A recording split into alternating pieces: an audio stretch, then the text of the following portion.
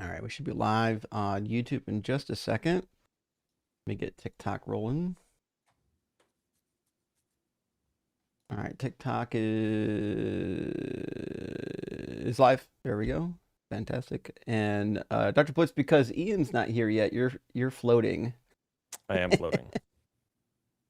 There we go. For some reason, I don't see Unapologetic Yeah, it might take a second on to. TikTok Live. Yeah, it does. Does take a couple seconds to catch up to real life. Let me see if it loads up in mine. I don't see Oh, I see Unapologetic it. live quite yet either. I see it. TikTok's been very, very weird today. I've been talking with other people in the creator program, and like the creator rewards part of the app is not functioning. Analytics are not functioning. Videos are stuck with 0 views. Something's going Oh, on. damn.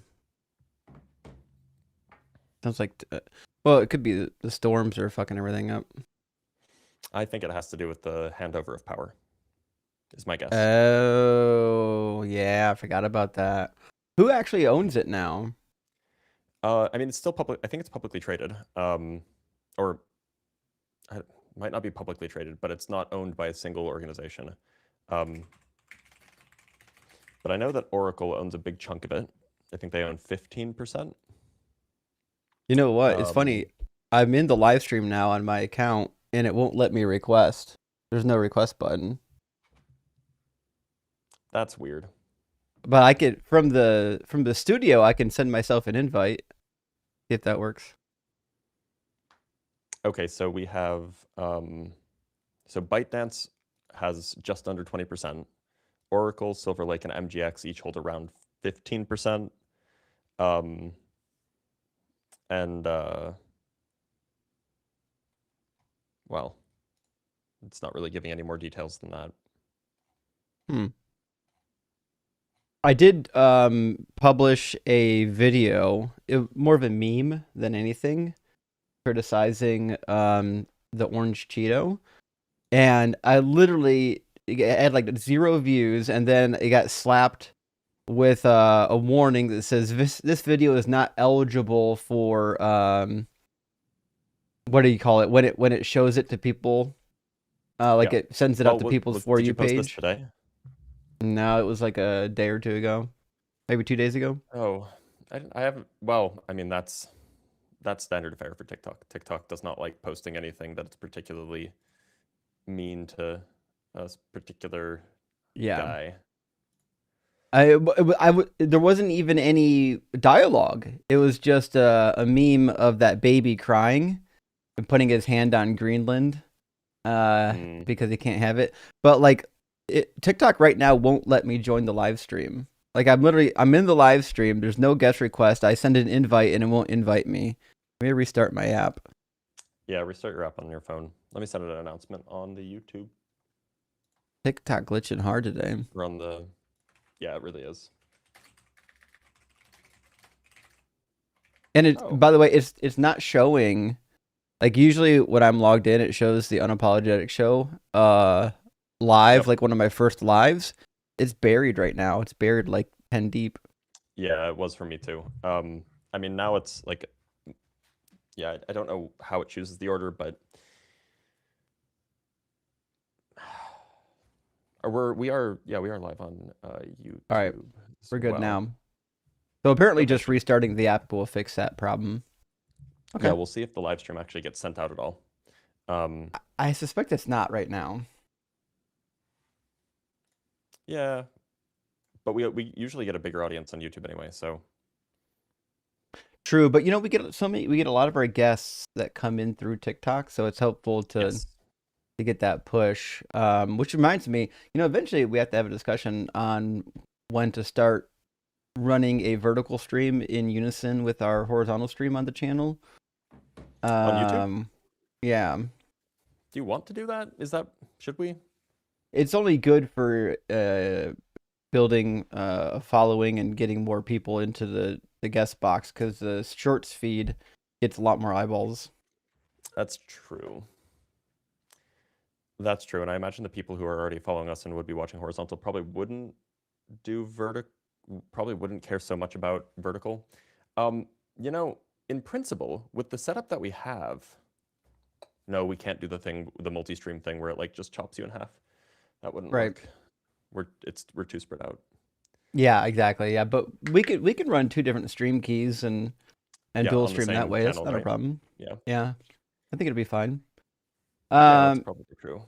Friends, Ian will be joining us momentarily. We're just waiting for the TikTok and YouTube to kind of send it out and get everybody filled in. We do have a couple super chats, so let's grab those. Hoopman Jones, good to see you, friend. Says, my usual tithe to the crew and a quick message. If you're American, please don't be apathetic to what's going on right now. Help any way you can.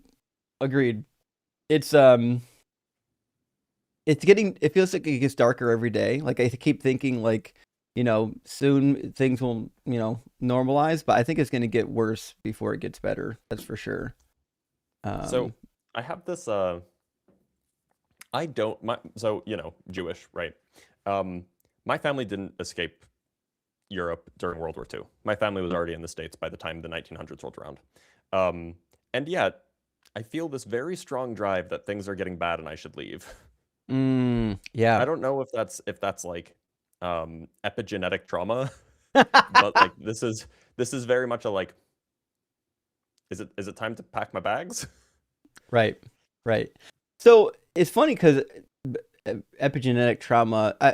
I've been reading a little bit on epigenetics in that it relates to dog training. Is long way around the bend, but my understanding, and I need a real biologist to tell me. My understanding is that, like you can literally for lack of better words, change an animal's behavior so well that it adjusts their DNA and that gets passed on to their offspring, which is how many generations of dog training can produce dogs that do it by kind of by subconscious rather than by training. Hmm. Is that how Yeah, that works?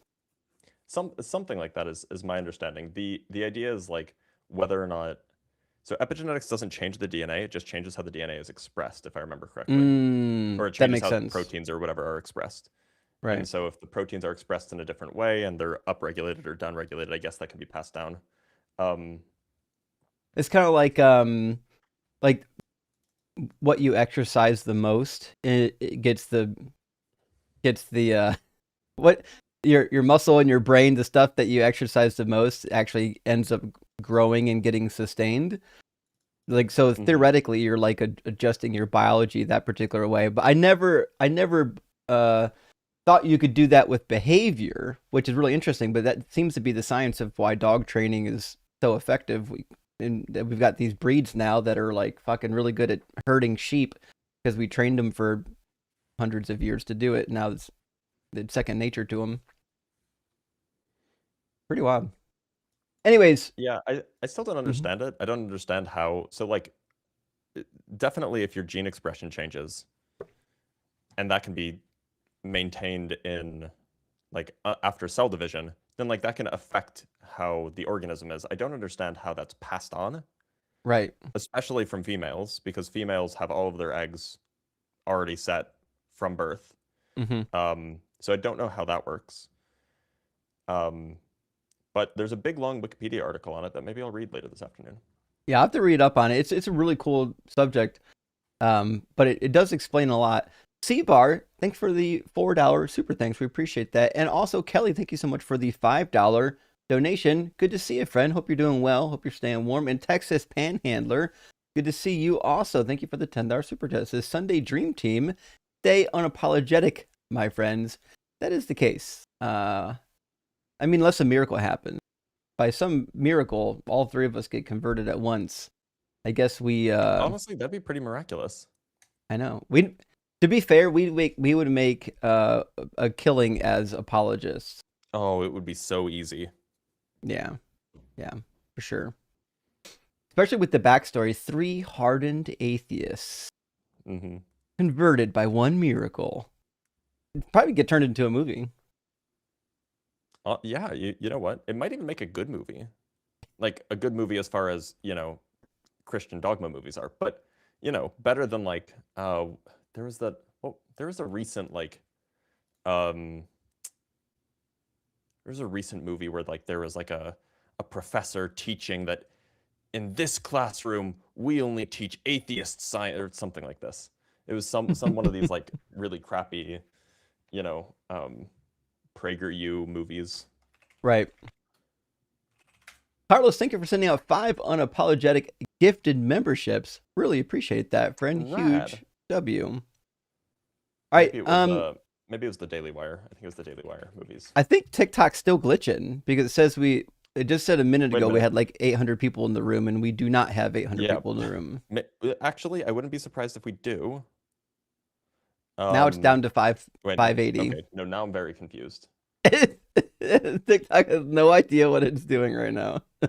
Well, because it's plausible that it wasn't. It's plausible that their servers were very confused, and so like it wasn't able to keep track or keep up with how quickly people were joining.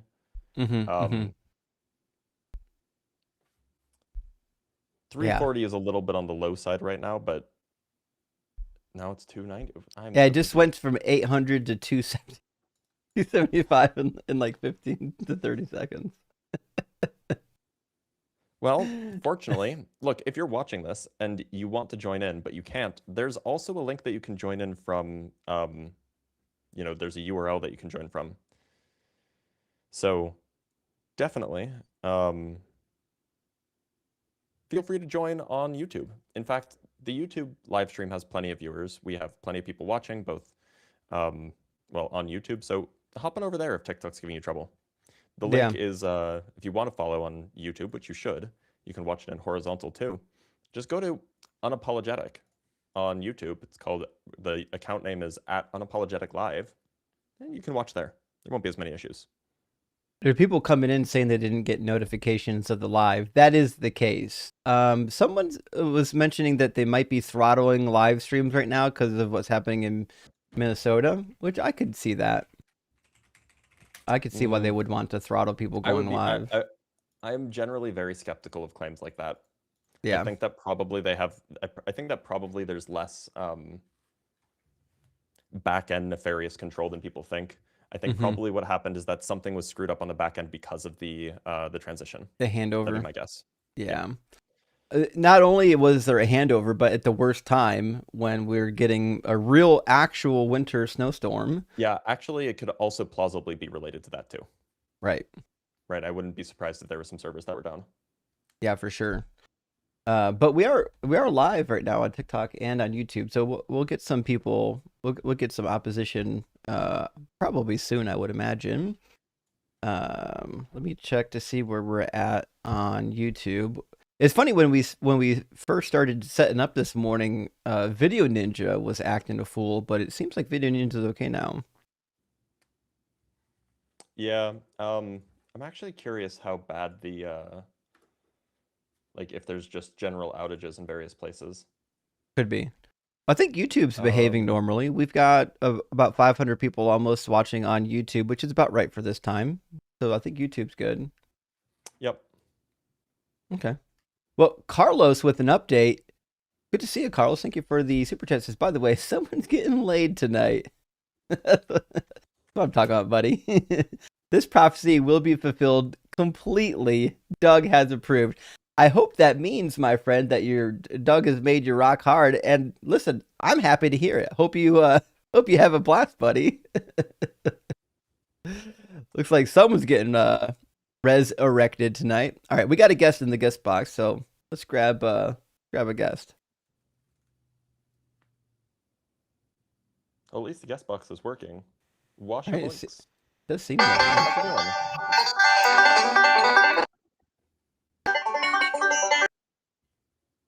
I should have knew it. I know that name. He's done it to me so many times. Who's got that much time on their hands? I mean, I don't mind it. Better than the trolls that come up and shout the N-word.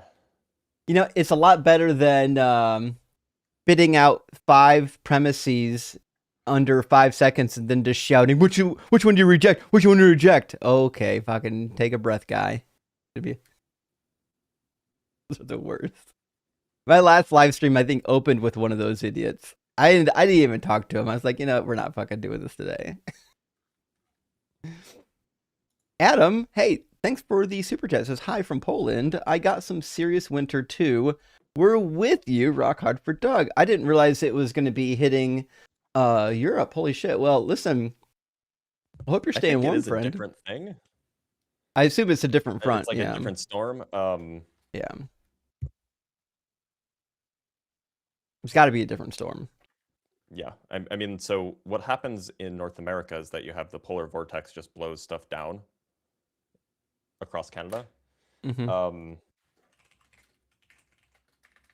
But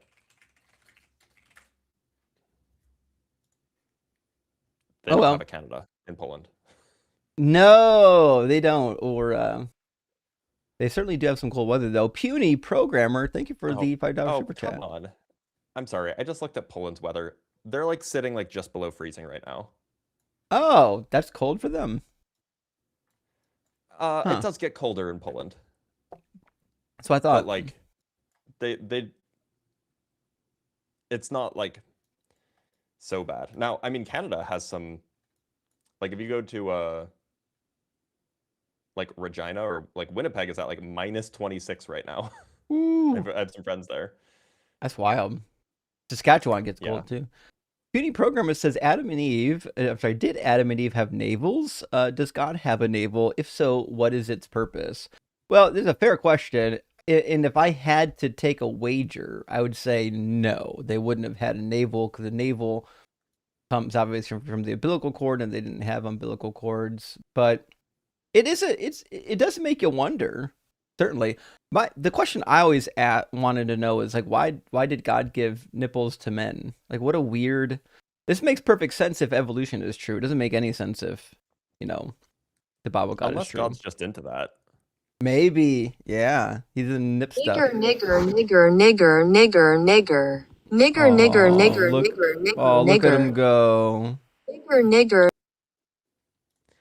Justin, I just sent you a map. If you look at the map, there's like 3 places in the country that are currently protected from this horrible storm, and I'm smack dab right on the edge of it. Oh, damn! You were so close. So close, but like it's like 50 degrees out, which is on the chilly side, but it's not so bad. I mean, Let me it's no see. Florida, but Yeah. Well, and then there's like that tiny region like northwest of Charlotte that for some reason is warm. now you did at some point, didn't you apply to teach up here in Ohio? All over the place, yeah. Did you Well, ever here hear back on that? if I hear at Case Western Reserve, I Mhm. did not. They said that they would contact me, but the position starts tomorrow, so I imagine that I didn't get Oh, the job. yeah, I would imagine that's a pretty good indicator. That said, I probably wouldn't have taken it anyway, so I'm not too worried. To be fair, Case Western's an amazing school, but fucking It's quite it is in good. Cleveland. I mean, So yeah, like I have family there, but okay, it's just there would need to be a really good offer to convince me to move at this point. I don't blame you. I don't blame you at all. The mistake on the lake is not like no one's clamoring to live in Cleveland. Well, yeah, that's my view. But my family seems to think otherwise. They're like, Yeah, Cleveland's great. It's a great place to raise kids. It's a great place to have a family. It's very, I'm like the weather. It's freezing in the winter. It's muggy and horrible and humid in the summer. You have like some nice, growing up. My mom grew up in Cleveland. mhm, Um, Growing up, I used to complain about growing up in Phoenix, because I didn't like going outside. Um, sure. or Well, because it's I like didn't a complain million about growing up in degrees. Phoenix. No, rather, I just didn't like going outside. When my mom would tell me to go outside because that's a thing that you're supposed to do as a child and go play outside, right? And my mom would say, where I grew up in Cleveland, we had 3 nice days a year. And then I apparently, and I don't remember this. I don't remember this, but apparently I said, that's not fair. Every day is a nice day in Arizona. It's like, you're going to You make me play would. outside every day? You would. Yeah, actually, that's exactly what somebody from Cleveland would say. That's precisely what they Yeah, say. it's like the equivalent of like I walked backwards uphill in the snow, except Yeah, that's what you do in Cleveland. And I had to snorkel through the Cuyahoga River while it was on fire with Yeah. trash. So disgusting.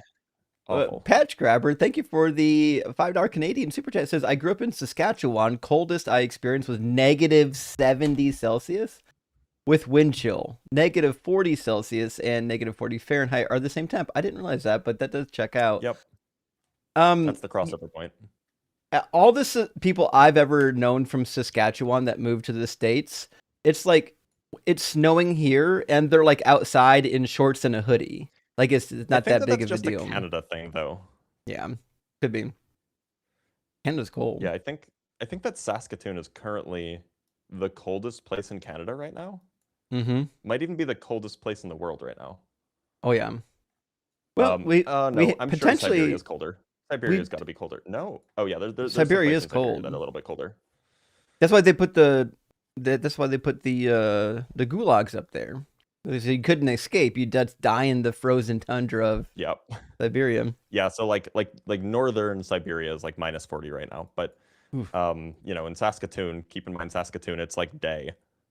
It's minus 28 degrees, whereas in Siberia it's nighttime. So damn.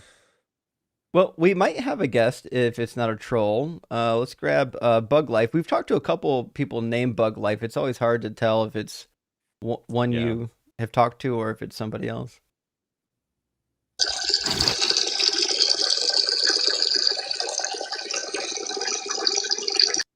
No, this is troll.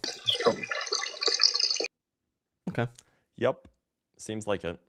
Imagine having so little to do, like being so bored that you like just go on TikTok and like make random noises on people's live streams. It is somewhat peculiar, isn't it? Yeah, it's a weird thing. Like, I've never had so little of things to do that I'm just gonna go troll random like live streams. Like, at some point you'd want to use your time for something meaningful, but then again, who knows? They're probably a believer, which means they think they're going to live forever. They have all the time they could ever want in the world. Right? Now let's see if Ian is still. Look, I don't know if you guys know, but Ian is pumping iron. Yeah. Which is apparently why Ian is late. He has slimmed down in the face a little bit this winter. I think Ian's starting to get their diet kind of dialed in as well as their gym life. Big W. I've gone back to the gym as well. I finally, although, I'm going to be out of town for the next week. So there goes that horse saddle that I was on. Right. It's hard. You can miss a week and get right back into it. But if you miss like 2 weeks, the next time it's back, like, really what's one more day? Right. Hey Ben, thank you for the $5 Euro chat. Says with some of the past callers, I just think if it is the last day of, I think if this is the last day of Caligula and Christians in your comments with they should read Colossians 3. I know Colossians 3:8 and Colossians 3:12. Both of those passages are like really like exhorting the Christians to be like worthy of their calling by having this higher behavior. But when they come in and act like clowns, I'm only left to conclude that they're not real Christians. So it is what it is. Good to hear from you, Ben. And Patch Grabber coming again says, also props to Dr. Blitz for knowing how to pronounce Regina, the city that rhymes with fun. I've made that mistake more than once. Oh man. Yeah, there's some fun city names up there. Adam, thank you for the 250 PLN, says I just moved to the mountains in March. This is my first winter and it's hard, snow higher than my car, learning how to put chains on the wheel, having a shovel and sand in the trunk always. Yeah, I mean that is that's Polish zloty. That's what the currency is. And that's quite generous, by the way. But it's funny because there are not really that many mountains in Poland, and they're not particularly tall. There's the Carpathian Mountains in the southeast, if I remember correctly. And so we're not talking like moving up to like, you know, the Rockies here. We're Right. talking some kind of dinky like, you know, I think the highest one is like maybe 7,000 feet or something like this, which is not low, but and it's not like, look, the funny thing is so okay, so of course northern Russia gets very, very cold, and you know, similarly northern Finland and Sweden and Norway. However, Europeans don't know what a Midwestern winter storm is like. There's no such thing like in Europe, and having lived in both places, having experienced winters, I've been to the very northern tip of Norway in fall, and it was, you know, pretty tepid, if I do say so myself. Like the coldest it will get is, you know, in Fahrenheit, maybe 0. And that's like on the coldest dead of winter in like northern Poland. Like they just don't know what it's like, and it's because they have the North Atlantic currents that bring warm air over. We do have a guest on YouTube though. It looks like we've got one on TikTok and on YouTube. Although the one on TikTok looks to be a another iteration of the troll, so we'll just put that one down. Adam, thank you so much for the super chat, friend, and hope you're staying warm. Let me grab our YouTube guest.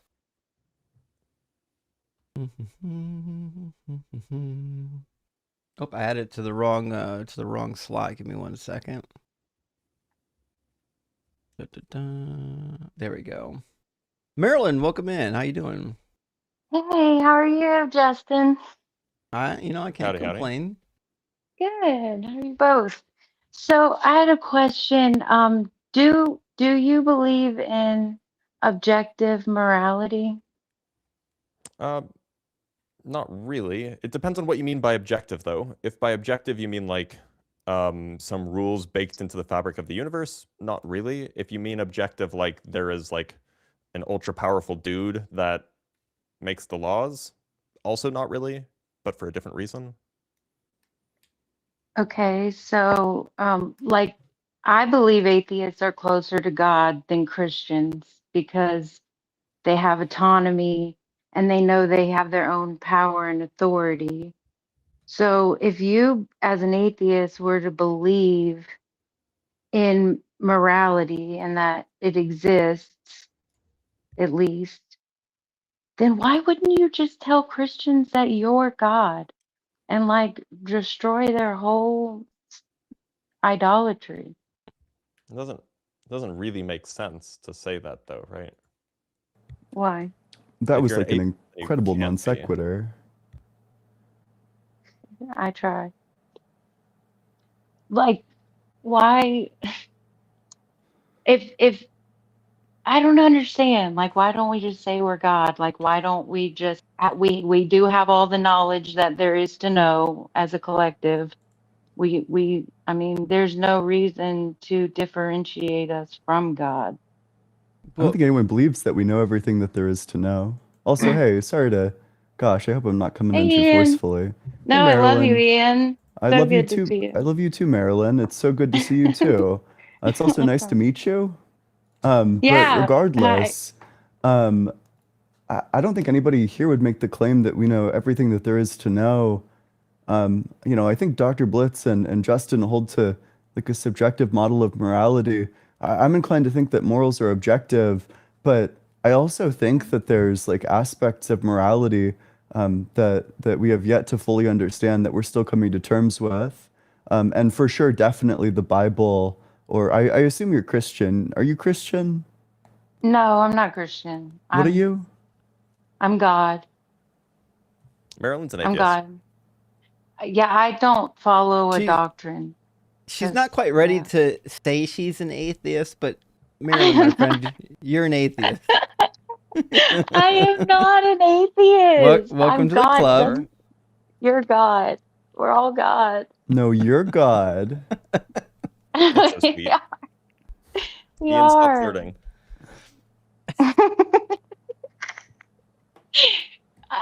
I just don't know. I think it would ruin their whole idolatry. They would have to completely find worth and courage in themselves rather than throwing it on some inanimate, sky daddy. I feel like it would be the best thing to do because they idolize the word God anyway. Just completely break their whole dichotomy. Dichotomy? It's Yeah, it's just that's what not it is. particularly like it wouldn't forward a conversation at all, and it's not something any of us believe. So Just because, okay. All right. Well, that's all I wanted to know. If you believed in morality, I wasn't really sure about the standing of atheists and morality, if it exists or not. But some of Well, you are, I mean, you would believe that there's an existence of it. I think I think Ian and Blitz and myself might have different conceptions of morality, but we all believe in morals. Like we believe in acting morally. Right. Right. Yeah. Of course. Of course. Okay. Thanks, guys. I'm going to come up again sometime. Well, hope I you're doing well, appreciate thanks, it. friend. Marilyn. Welcome Take to You the guys care. Breakfast do Club. too. No. Oh Who the boy, fuck is that? Who Maryland's knows? fun. Okay. Marilyn's been coming by my stream for quite a while. When we first talked to Marilyn, I think she was a flat earther, and I think we might have got her out of flat earthism. I could be wrong. Hmm. Maybe she's still in it, but I think we got that perfect. I had one question for you, Ian. Yeah. Does your argument for objective morals based on agency, does that work if you're a determinist? Yeah. So Okay. the way that you would cash out agency is in like some kind of like reasons responsiveness. That what it means to be an agent in the relevant sense is that you undergo like some sort of process of like deliberating on what you think you should do, and then you act on those results. And it seems like all of that is compatible with determinism, that you can have like a deterministic process, but nevertheless, like it is you that's going through and saying, okay, well, because this person is an agent, they have these rights. So, even though it would be really cool for me to go and like snatch up their phone, I want their phone because I want that model of phone or something, they have the right to it. So I have a reason to not do that. Okay. That's all compatible with determinism, I think.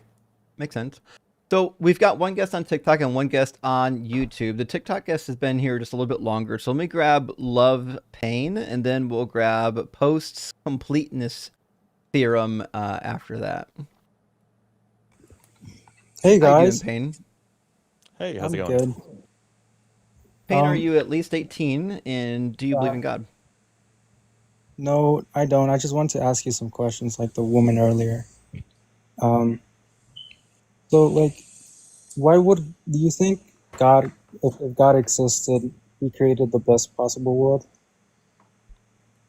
Do you think... Mm. I don't think he's required to. I think it makes sense that he would, but I don't think if a God exists that he'd be required to make the best possible world. That's something that people in philosophy think, but I haven't heard a convincing argument for it.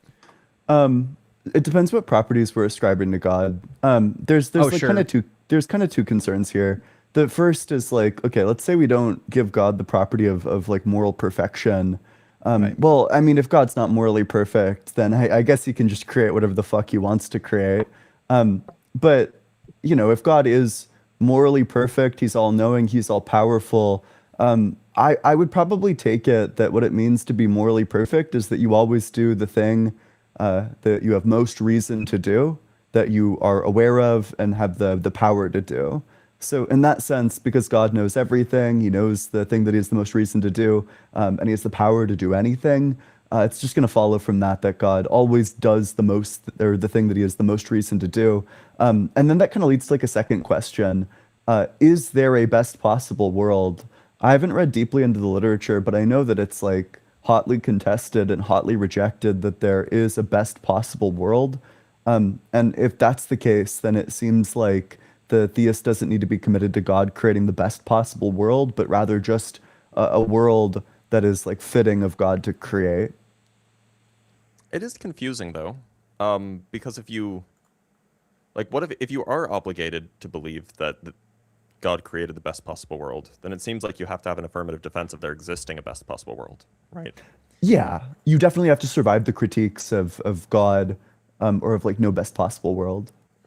Yeah, and that seems tricky, considering it. Like, the critiques seem almost obvious, right? Like, Yeah. it's just a matter of like incrementalism. Yeah, like literally, yeah. I don't know, like say, this world is better existing than it is non-existing. I mean, why not double the population, but like double the resources so that there's like double these like sorts of experiences. That would be twice as good. Yeah, I definitely think that if you have like some commitment to like consequentialism in your theism, then definitely you probably end up saying there's no best possible world. So then we have the best possible world, right? Well, I mean, we just explained to you that that would be like pretty contentious. But yeah, let's say we have the best possible world, then what? I just find it like is like maybe you can justify suffering. I guess like theists justify it somehow. I mean, yeah, Um, they would kind of have to, yeah. yeah, it's just they see it as like it brings a better purpose, like a better good. Hmm. Yep. Uh, And that's very unintuitive, yeah. Yeah. right, but like why would you say that though if it brings a greater good?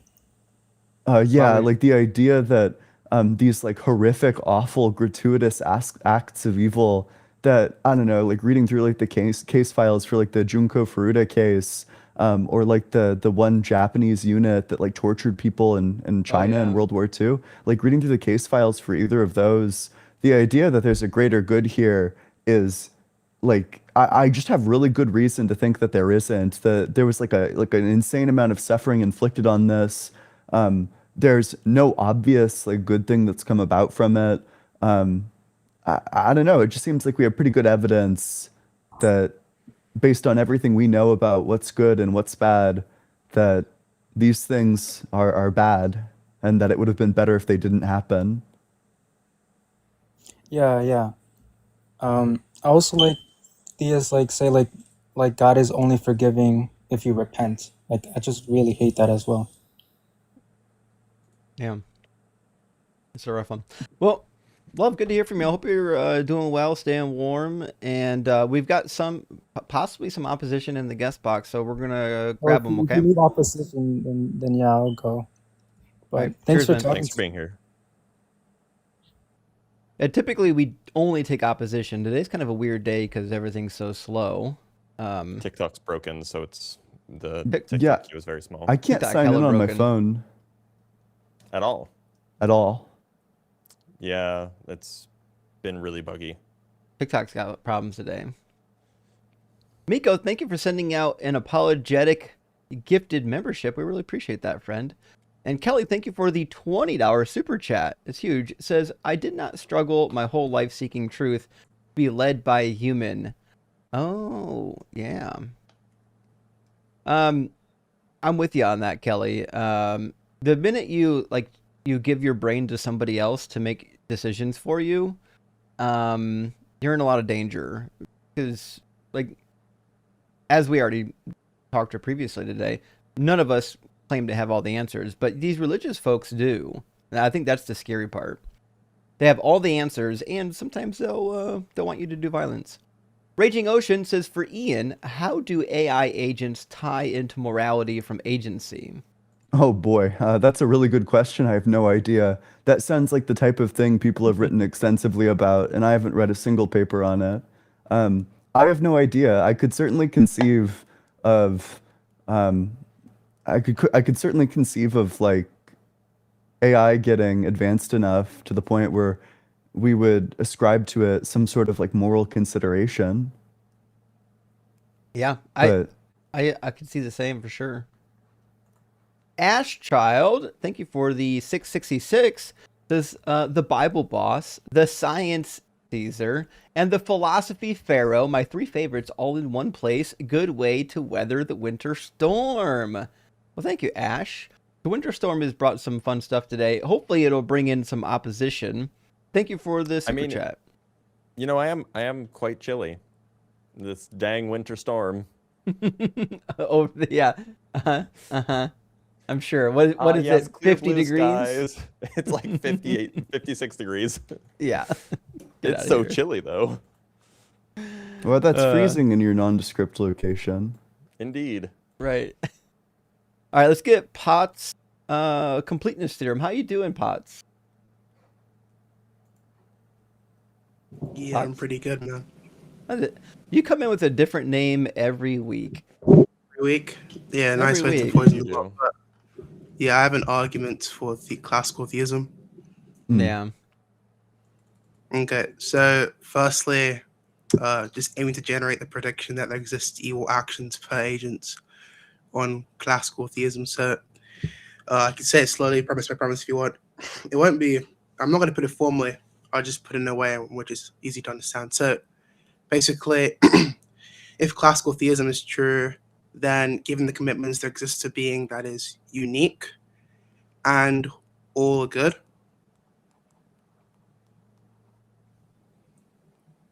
You got that? Yeah, I got that. I'm sorry. Could you clarify by unique? What do you mean? Yeah, by unique, I just mean that no other distinct being shares any of its first order properties. I can clarify what first order properties are. Like in like perfect. I know you're not defending like perfect being theism, but in like perfect being theism terms, would this be like the perfections? Well, that could be fine, but I'm just saying uniqueness right now. Sure. Okay, that's fine. All right. So then, premise 2 is just saying that, given that being all good is a first order property of this being, no other distinct being shares the property of being all good. You got that? Sorry, you said given that being all good is a first order property, no other distinct being has the property of being all good? Yeah, first order being of the being X, like the being that's unique here. Yeah. We can just call that being X for now. So you said given that being or given that being all good? Given that the being X that is unique is all good, that the being and being all good is a first order property, no other being shares the first order property of being all good. Sure. Okay. Can I continue? Hmm? Yeah, and then basically from that you can just, given that what it means to be all good is that for all of your actions are good. That's just to imply that if a being isn't all good, that means it enacts at least one not good action. Sorry, can you repeat that one more time? Yeah, so given that what it means to be all good is that all of your actions are good, that's just to imply if a being is not all good, at least one of its actions would be not good. So you can say bad. I don't think that follows. For example, we would say that like a rock is not all good, but we would also say that a rock doesn't take like at least one bad action. This is relativized to agents though, because I don't think things that are not agents can conduct good or bad actions. So this is just on agents. Sure. So then your argument is that all agents will perform at least one not good action? Apart from God, yeah. Given that, they're not all good. Okay. And then, so we get given that argument, if you have no contentions, we get the prediction that all agents distinct from God enact at least one bad action. So do you have any contentions of that, or should I continue to the Bayesian part? I think that follows. All right, but so then it does make me wonder, like, it's not clear to me why a God that's all good would want to bring about beings that do evil. That if the world is all good, then God is taking an action that has the consequence of bringing badness into the world. Yeah, I mean, typically to respond to this type of critique, given that I'm sure we all agree there exist agents, right? And under classical theism, God's divinely simple. I do concede that divine simplicity entails modal collapse such that for any world in which God exists, presumably agents would also exist. So in all worlds, he must create. Now, to answer the question of whether he would want to create, I don't think God has desires in this type of sense, firstly. But secondly, if you say he's disposed to creating evil, that would just imply he doesn't create at all. Because necessarily if he creates any agents, right? The agent would have to enact at least one bad action, right? So it's really a tie between the fact that for any agent that exists that's not God, it enacts at least one bad action because it's not all good, and God must create. Therefore, in all worlds, given that God must create in all worlds, all of those agents conduct at least one bad action. Okay. I think I'm following along, but okay, so you're saying like under classical theism, him creating is necessary and him creating specifically agents is necessary, and it follows from that fact that there are going to be agents that do at least one bad action based on like It follows from that uniqueness. there will be agents, and then given the prior argument, it follows from that the agents conduct at least one bad action, yeah. Sure, I think that follows, sure. Okay. So then to get onto the Bayesian part, so basically, if classical theism is true, then there exist bad actions. There do exist bad actions, subsequently increasing the posterior probability of classical theism.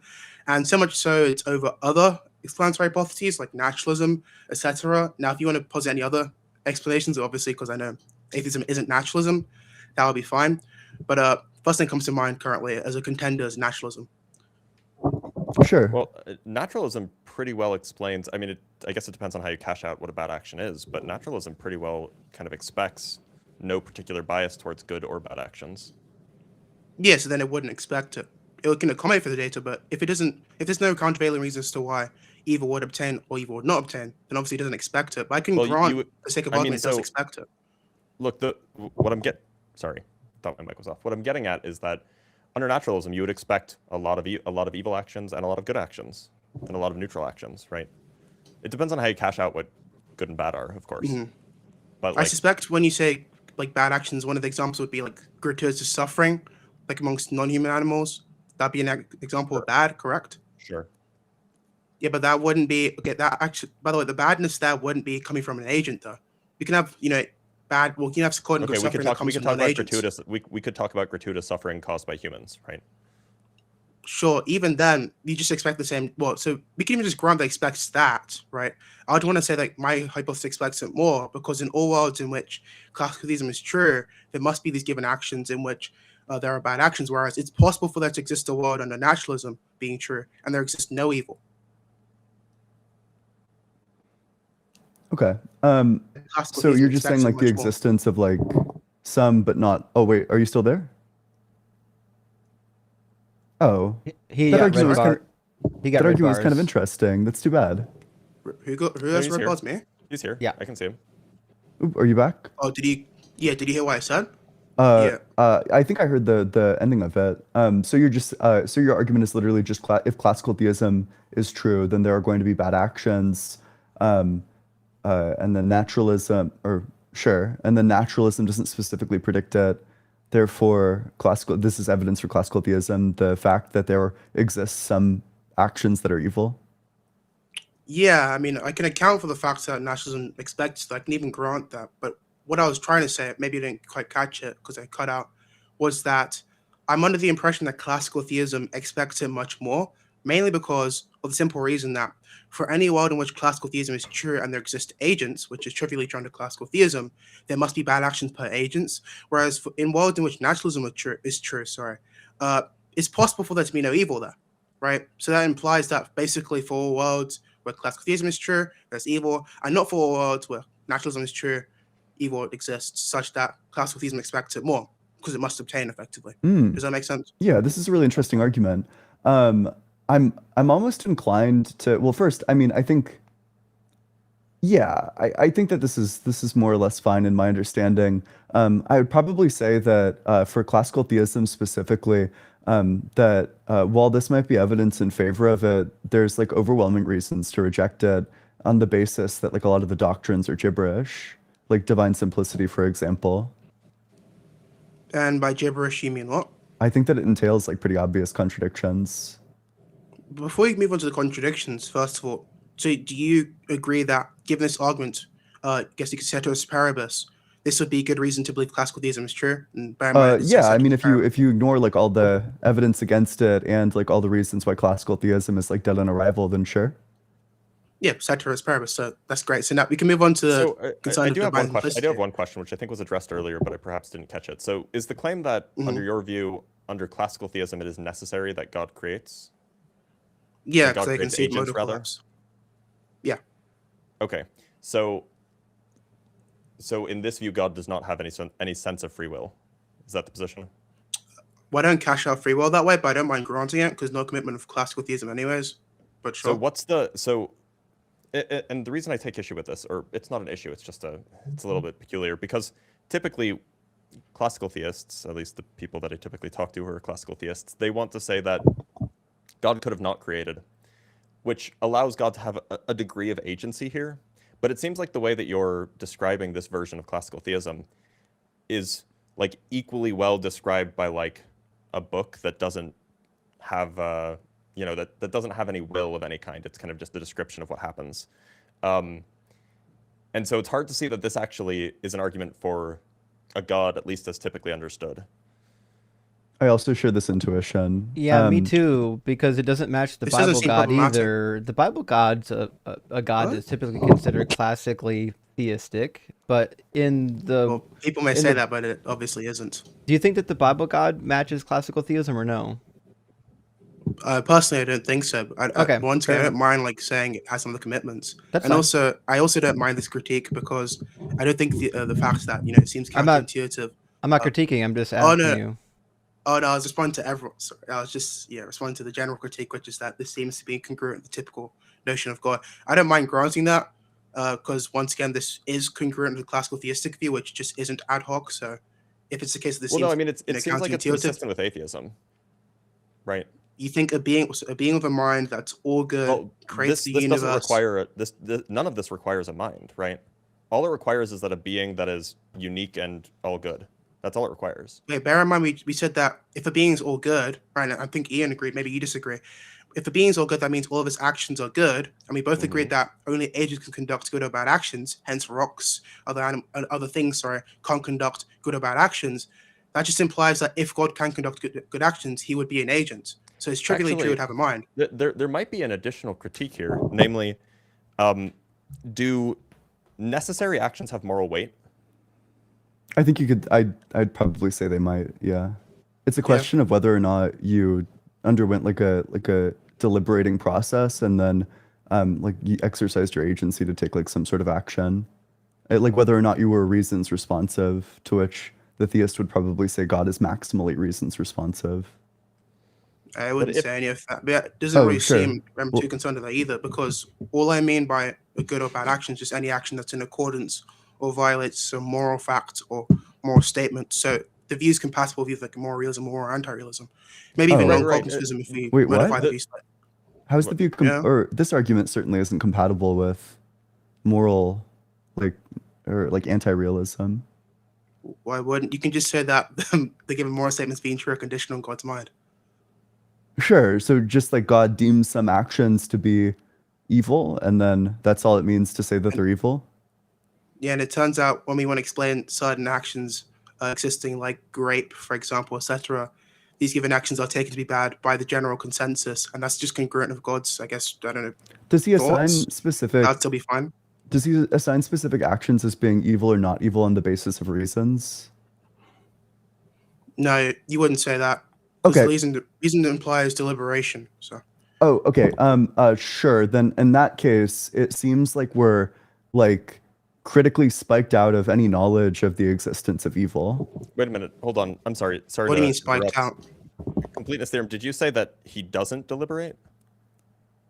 Yeah, no, it doesn't deliberate. Then this is not a moral agent.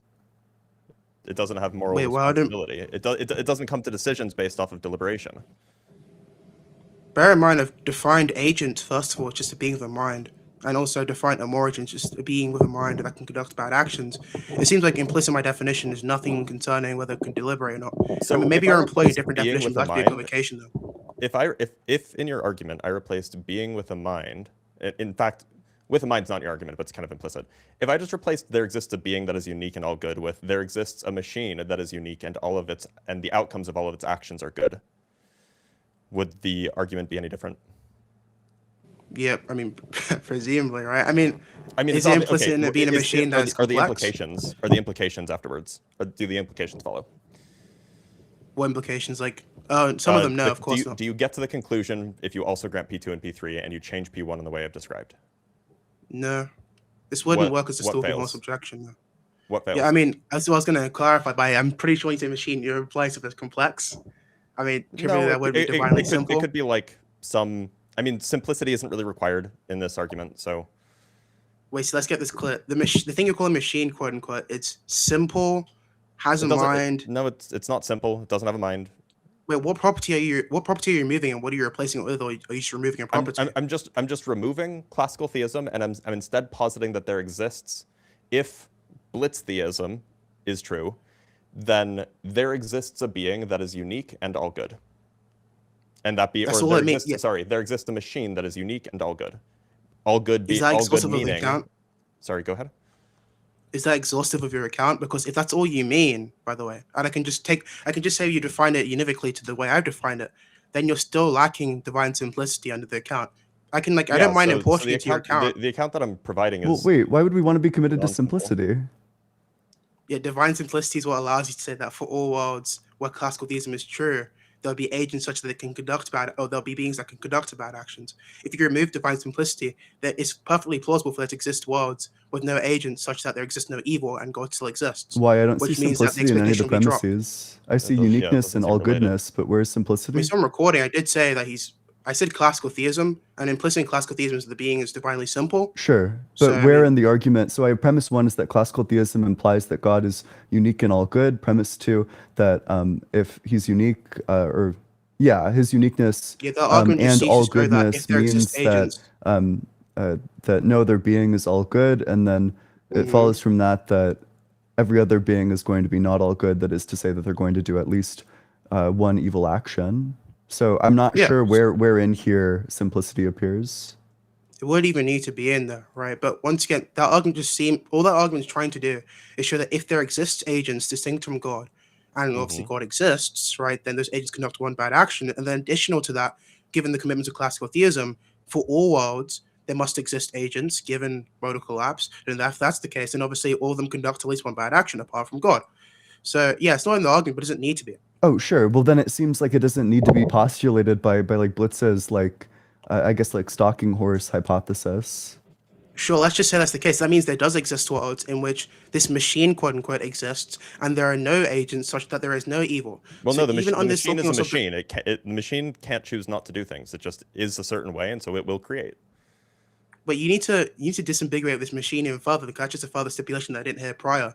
So can you explain what this machine is completely? Yeah. So the thing that I'm visualizing is kind of like a clockwork universe, where your originator, the original piece of your clockwork universe is some particular thing. You can call it a machine. You can call it like a book that describes things, like whatever you want. It's some like non-mental thing that has powers, that has causal powers. You could even call it like a philosophical zombie if you wanted to. It just does things based on the way that it is.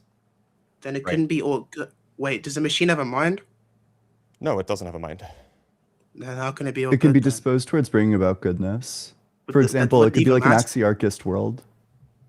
Yeah, sure. Okay, so I mean, the point is, then is there'll that just be all an of its issue with actions someone lead else's to good objection. conclusions. I don't. Well, what, you can say that's what do the you mean point, by but all I good want to then? inquire into this being. I mean, once again, what it means to be all good is just that for all of your actions are good actions, right? Right. So then all of the actions of this, this machine, of this philosophical zombie, whatever, all of its actions are good. But we've already clarified, which I think I said before, that only beings with minds can conduct good or bad actions. Hence, one gave the What counterexample of there action being good? rocks. What makes an action Sorry? good? What makes an action Yeah, whether good? it's in accordance. Yeah, whether it's in accordance with some normative facts, some moral statements, some moral fact.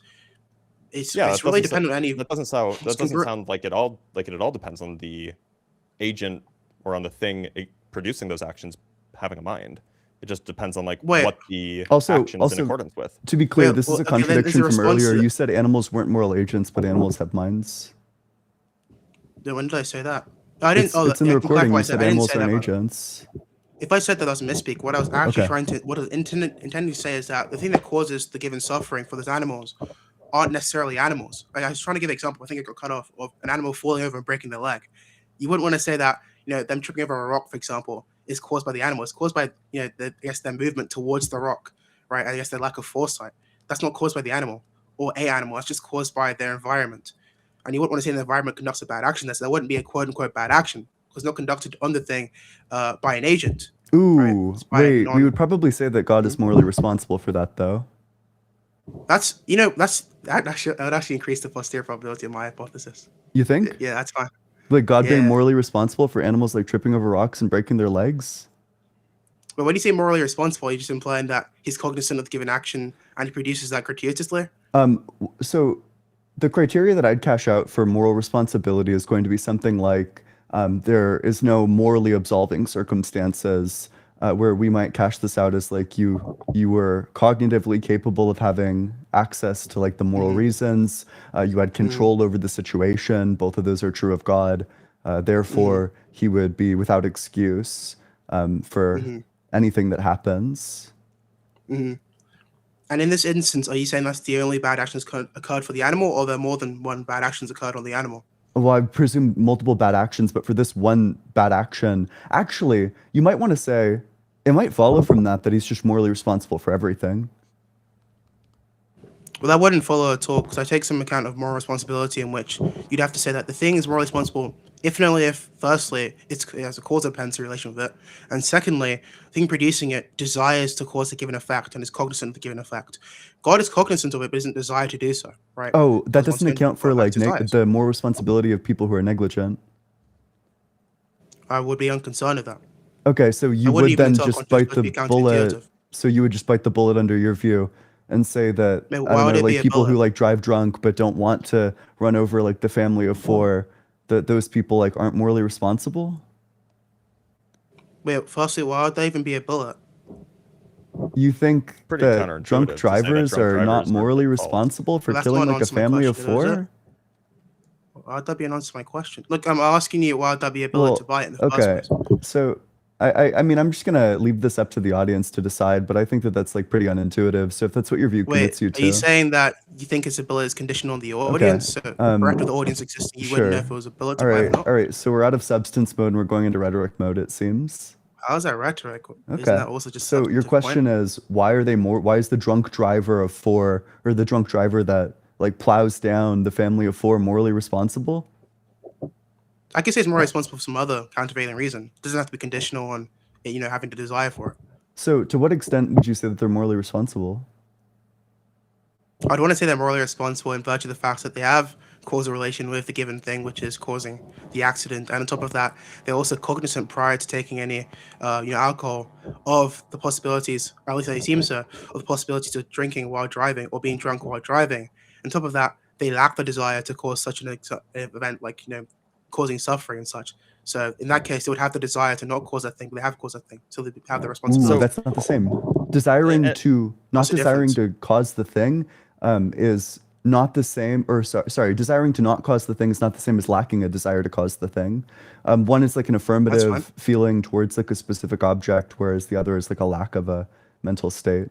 But Yeah, it's fine. The conditions insofar in a were circumstance where the person has like no sort of desire towards like killing the family, or away from killing the family, they just want to get home drunk. Your view of moral responsibility would commit you to the idea that this person is not morally responsible.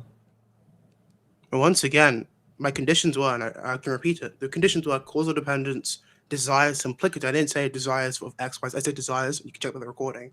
I also said, I believe it was being cognizant, right? And I'm assuming this example, all three things are being met. So the typical human being wouldn't want to kill other human beings. Of course, exist these edge cases. Typical human beings cognizant of what happens when you're inebriated and also driving a car. And I assume they have some causal dependency. I mean, that just seems trivially true in the example. If that's the case, then under my account, they are morally responsible. What part is So- this contention? This is a little puzzling too, because it sounds like you're saying that in order to be morally responsible, would you say that in order to take good actions or to take bad actions, you have to be able to be morally responsible for those? No.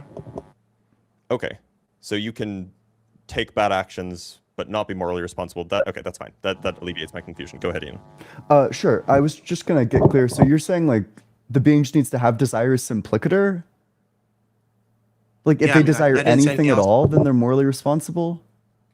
Yeah. Okay, and God has desires? No. Okay, so in what sense is God ever morally responsible for anything? Presumably, it's not. In what sense is God a mind or an agent? He has mental states. What mental states does he have? We wouldn't need to specify what mental state. I mean, I guess I could give Well, examples. For example, he I has typically knowledge. understand an agent to be a thing with like a will. Huh? I mean, I guess God has a will. Yeah, he has a But will. like I guess. a God will is a desires. kind of desire, right? Oh, I don't mean it that way. I just mean the will in the optimistic sense. But even then, like, one of the examples would just be having knowledge, right? That would be, I guess, a mental state under my account. But you'd be bereft of the type of mental states like desire, hedonic states, etc. So there's like so many implications of this. The first is that God is not morally praiseworthy in any way, shape, or form. If Okay. indeed he lacks moral responsibility. But then, I guess like when you say desires, what do you mean by that? When I say desires, I mean because of mental states in which one's going to suppose that the certain thing or obtain not based on some moral fact, but rather on preference. So, mental states where a fact obtains based on preference. No, mental states in which the agent wants some fact to obtain, not based on moral facts or moral statements, but on preference. But on preference. Yeah. Well, first of all, I think that this account has problems with it. But second of all, it seems like a circular account. I'm not really sure what want means other than desire. No, I don't think want necessarily means desire, but for brevity's sake, I can just, as long as we share a common idea of what a desire is. For example, I desire to, I guess, I don't know, keep living, right? And you think that's intelligible. I can just take it like a semantically neutral account of desire such that we can like move forward and we understand what it means to have a desire. That's also fine. Sure, but you're just saying like, I guess like what motivates God? What is he motivated by? Wait, what? Is God As in, like, motivated to motivate- action? I think motivation is implicit in that is having desire, so I'd probably say no. Unless you have some alternative account. So God is not motivated to create, and he created? Conditional on motivation being the type of thing that requires desire, the answer would be no. If not, then the answer will be indeterminate. You need to clarify what motivation is further. Well, because you could be motivated by something that you don't desire to do. Like, I mean, Okay, so motivation, you can have motivation without desire, correct? sorry, what? So you can have motivation without desire, correct? I think so, yeah. All right, so what does motivation mean here then? I take well, I would probably just take the same cop out that you did. You know, I think we understand what motivation means, Okay. so You we could can take just it to be be a content reason. neutral. Just like a reason above All right, and then beyond in that other case, then yeah, he reasons. has motivations. Sure. By motivation, I just mean some, I guess explanatory antecedent. It doesn't have to be actually antecedent to God in res or formally. Okay, so he has motivations, and then it would follow from that. What motivates him? Yeah, explanatory. I guess there's be anything explanatory that's antecedent, but I did clarify no antecedent in res or formally, so it wouldn't be like something that's prior to God in that sense. Sure. So, Motivation just be he's things- not motivated. So he's motivated, but he's not motivated by anything. What the heck? Look, what it means motivated is just that there exists something that's true, or exists some statement that's true that makes another thing true, right? So, for example, the statement that God's divinely simple would be quote unquote motivation for him creating in all worlds, because if that's true and there exists, analysts, and also if agents exist in one world, then for all worlds agents exist. That would be considered motivation under my account. And given he took a semantically neutral account, we both agree on that definition there. So yeah, he would have motivations trivially. Sure. Typically, the way we cash out motivations is with the end in mind, that it's like a motivation towards a specific object. So Wouldn't end in mind seem to imply like some foreknowledge or at least a theory? I don't think so. Wait, hold on. So let's just say I had an end in mind which was achieving X, and I was at T1 where X only obtains at T2. Wouldn't you say that it's, at least implies I can think of the future, maybe not foreknowledge, but think of the future in a cognizant manner? Yeah, I would say that it requires like some sort of like intention.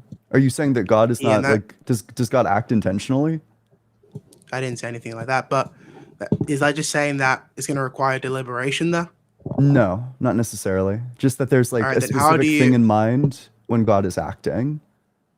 All right, then how do you think of the future without deliberation though? Sorry, what? How would that fall in my view? How would one? Sorry. The question that I asked you was just, does God take intentional action? Yeah, after I was asking you a question, I'm aware. Okay. Should I answer your question first, or do you want to answer mine first? Sorry, wait, what's your question? My question was, if it's a case that in order to think of the future, you don't require deliberation, then what does it mean to think of the future without deliberation? That's what I wanted clarification on. So, for example, let's say you were eternally thinking, like picturing something in the future, then that wouldn't require any deliberation. What? Now I'm aware. I'm aware that if you just stipulate it lacks deliberation, that's true. Then yeah, it's not conditional on there being deliberation. I'm looking for what it means for that to obtain. Mostly, actually, just I'm looking for an explanation, really. An explanation of what? Yeah, of how a being can think of the future without deliberation. You Was just said that there the exists a example being. like not sufficient to give like an illustration of how that's possible? No, because the example could be true and there still not be any explanation, so presumably not, no. So, I guess like why would that be unexplained? What? Look, because, once again, because if the example was true, right, it could still be bereft of explanation. It could still be brute, for example, right? If that's the case, then it would obviously lack explanation the same way I'm referring to explanation.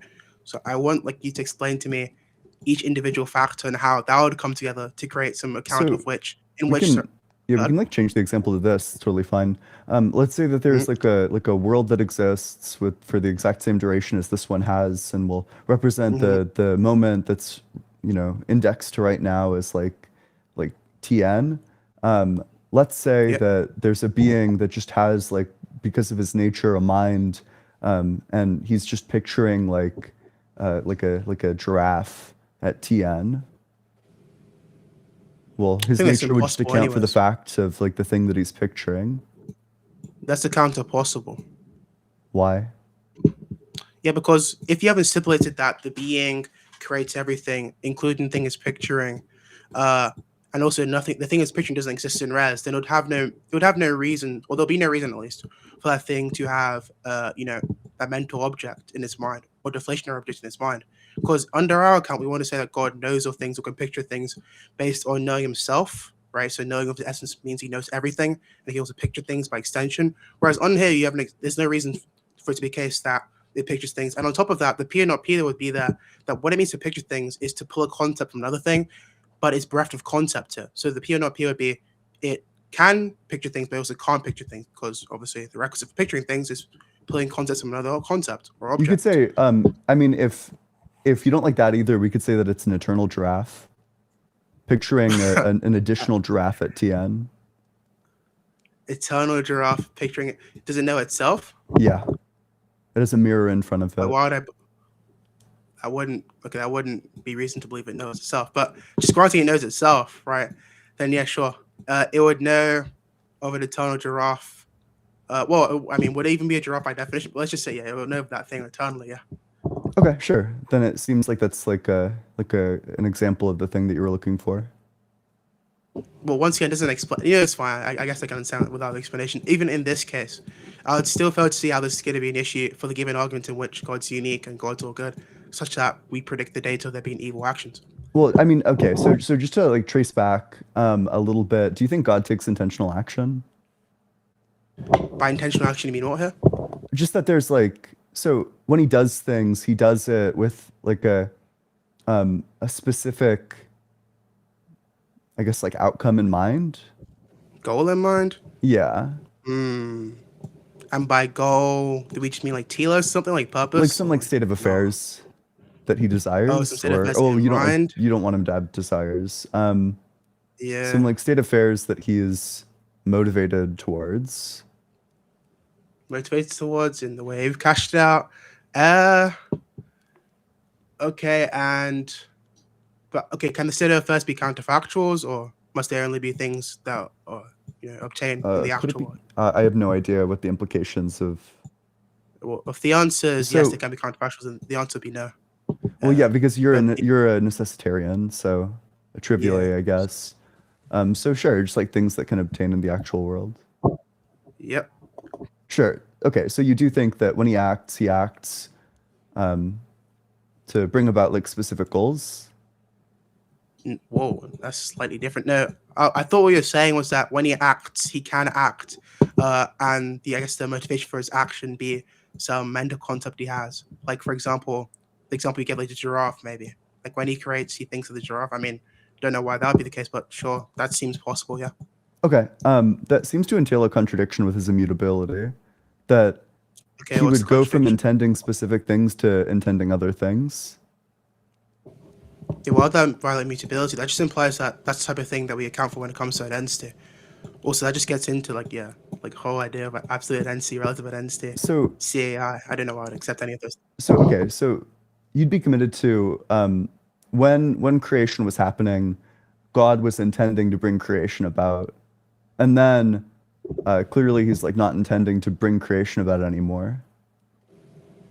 By intending, you mean that there exists a motivation, and the motivation is conceptual in this instance, like the giraffe once again. Yeah. Correct? Yeah, I can grant that. I don't see as to why that would entail that there's no these like change, because given his pure act, right, he would conduct one eternal action, and bear in mind it's eternal, that would always be occurring. But via, I guess, like some emergentist view, you'd want to say that that can proceed temporally in time. That's how we see the given effects. But even I can even just reject these the given properties and move to some neoclassical count. This will still expect the data much more than classical theism. Sorry, not classical theism, than naturalism. But even then, yeah, I still think this is purely you can definitely resolve this pretty easily, yeah. Okay, sure, but Given you the would eternal aspect. acknowledge that that's like a problem for classical theism. No, because it's immutable quasi-essential properties. If it's And not a you're just problem, then referring why are to- you moving to like neoclassical theism? I didn't say I was moving. I said I could do, but I'm not. I'm Okay. saying that's obviously poison in the well. I'm saying these immutable quasi-essential attributes, right? That's what when we refer to diachronic identity, we're referring to whether the thing changes essential attributes. It changing accidental attributes seems to be no issue. It seems like when we're referring to it acting in time and creating things, that's just accidental. Whereas essentially true like God's I guess I guess you could say omniscient, omnipotent, etc. Those are essential attributes. So no, it wouldn't change in the relevant sense. Can you clarify? It sounds like you're saying that God has two different kinds of properties. Yeah. God has accidental properties and essential properties. And that seems like it's in conflict with God being divinely simple. It is. Why would that be in conflict? Well, because if God has essential properties, well, that would mean that God's essential properties are identical to his accidental properties. So they would both be essential and non-essential. That would be a contradiction. Well, firstly, there could be a contradiction because this is literally an expressible. You can never express a statement that some term t or constant t is identical to a predicate. So how could that be a contradiction then? Because contradictions are merely formal. Wait, I'm so sorry. Would you reject, I guess, what step of that would you reject? Would you reject that if God is simple, then his accidental and he has accidental and essential properties, that his accidental properties are identical to essential properties? I couldn't tell you what I reject until this question's answered, because this is further clarify. What I said, and then the accompanying question was, it seems like when you say God's identical to his given properties, that's going to be ill-formed, right? Because you can't say a constant identical to predicates. So in that case, then how can it be a contradiction? I was asking how can it be a contradiction. Okay, so what do you mean by divinely simple then? Yeah, I just mean that whatever his intrinsic God he's identical to, which is just same as saying whatever he's identical, one of his properties or any of his properties, sorry, is identical to him. You just said that you can't say properties are identical to the being. I didn't say you can't say it. I said it's ill-formed, so it can't be a contradiction. Okay, so then why did you say it? Because contradictions are well-formed formulas, and this is literally an ill-formed formula. No, it sounds like you're saying that there's it sounds like you just said an ill-formed formula. Namely, you said that God is God. Yeah, I'm aware I said one. Why would that be a problem? I'm aware I just said one. He fucking said one. So yeah, most of the English language is an ill-formed formula. And if I said to you, if you're confused, okay, so this is a rhetorical game then that you're doing, because you're saying it can't be a contradiction because it can't be a contradiction because that's technically a formal statement and you're giving an ill-formed formula. Like, you know what's meant here. You know that it seems like you're implying that there is something that's true and something that's also not true, and you can take that to mean to be a formal sense, or you can take it to be an informal sense. Well, how can an ill-formed statement be true theft? Referred to here. Wait, are you under the impression that ill-formed statements can be true theft? Just for clarification. Are you under the impression that what's relevant here is whether or not the statements being made are formal statements or not? Can you answer the question? Because that's clearly a dodge, right? Can you answer the question? I mean, look, so you clearly know what was being implied and you just dodged it because I guess it's bad for your worldview, maybe? I didn't dodge anything, right? But I'm just clarifying that. You clearly understood the point. When you say that God is identical to its essential properties, right? Yep. That's something that you said. Now, God being divinely simple, what do you take that to mean? Just that God is identical to its essential properties? Nah, so for any of its properties, it's identical to its essential properties, yeah. Okay, so for any of its properties, it's identical. You don't need a quantifier there, by the way. Yeah, for all essential properties E of T, to be Okay, there you identical go. to the given property. But that's a meaningless statement. It can't be true. It's not. Yes, It's ill-formed. ill-formed. I already acknowledge that you can't. So then why do you think exactly. it's true? Predicates can't be identical to constants. So then why do you think it's I'm true? saying it's true. Insofar as the English language, it can be true qua their formation rules, but in like formal languages, it couldn't be true. That's the point I was making. I was Yeah, asking okay, you, how so can it be a contradiction? Can I just clarify what I'm asking? Maybe. So when I say a contradiction, I don't mean in a formal sense. I mean a sense that you were saying that an English sentence is true and an English sentence is also false. That's what's implied here. And I think you knew that, but it was just kind of I didn't know that. like doing some rhetorical. Wait, why would I know that when contradiction Of course typically you did. formal? Wait, Of what do course you mean? did, Of course I because did. you were using it in an informal sense as well. You were using the same language. Wait, how? Wait, hold on. That would imply it's informal. Yeah, in the English sense. Wait, what do you think a formation rule even is? I didn't say formational. Yeah, There are what do formal you think a formation sentences, rule and then even there are is? informal sentences, with informal sentences being the way that we as humans understand the English language. That's not even what I asked you, man. We can I don't care continue. what Yeah, you that's asked fine. me, it's So, irrelevant. wait, sorry. Yeah, so what's the contradiction? What's the P and not P, sir? Well, so we're the not- P and not P, with the P and not P in terms of like God being simple and then having accidental and essential properties, is that what you're asking, or am I completely lost? What I was asking you is how that could be a contradiction if it's ill-formed. But like, it seems like when we say contradiction, we mean in the informal sense. That's fine. So I was asking what the informal contradiction would be. Sure, just that there's going to be properties that are both essential and non-essential to God. Yeah, but bear in mind, very clarify that we're not committed to the view that God's identical to accidental properties. But then he's not Only for simple. essential properties. But then Wait, he has what- two, he we're has not two saying- parts. He's composed of both accidental and essential properties, that and the implies essential God. properties are all simple. But then God lacks the property of simplicity. Wait, He's so not divinely okay, let's just get this. simple. Let's get this clear. So if a being is simple, right, has no proper parts, right, but it's also the case as properties that's not identical to it, it'll be a complex object. Is that the commitment you're making? It seems to be, yeah. I might be misunderstanding, but Wait, sure. how does yeah. that follow? Yeah, because there's going to be the part of it that is like the part of it that's simple, and then the part of it that's non-simple. That's just question begging. What? Oh, no, I don't think so. You don't think that's question begging? I'm not Okay, sure if why I it just would said be. to you, okay, so if I said to you, if I asked you or inquired into like why I would follow from that statement, and you said to me, well, it follows because it has a part of it that's simple or not simple. That's just implicitly saying the premise is that it's not simple. You were asking for the contradiction. That is the contradiction. For how it follows from the conditional that if it's a So simple are being, you denying that? Okay, so it is a simple being. I'm just So asking questions. How can I deny? so with a it question, lacks right? composition. So then, its existence is identical to its essence, correct? Yeah. So it only has essential properties. What? What do you think existence is identical to essence means? But why are we moving on from my question? I still never got on to my Okay, question. by you the way. realize that. Okay, sure.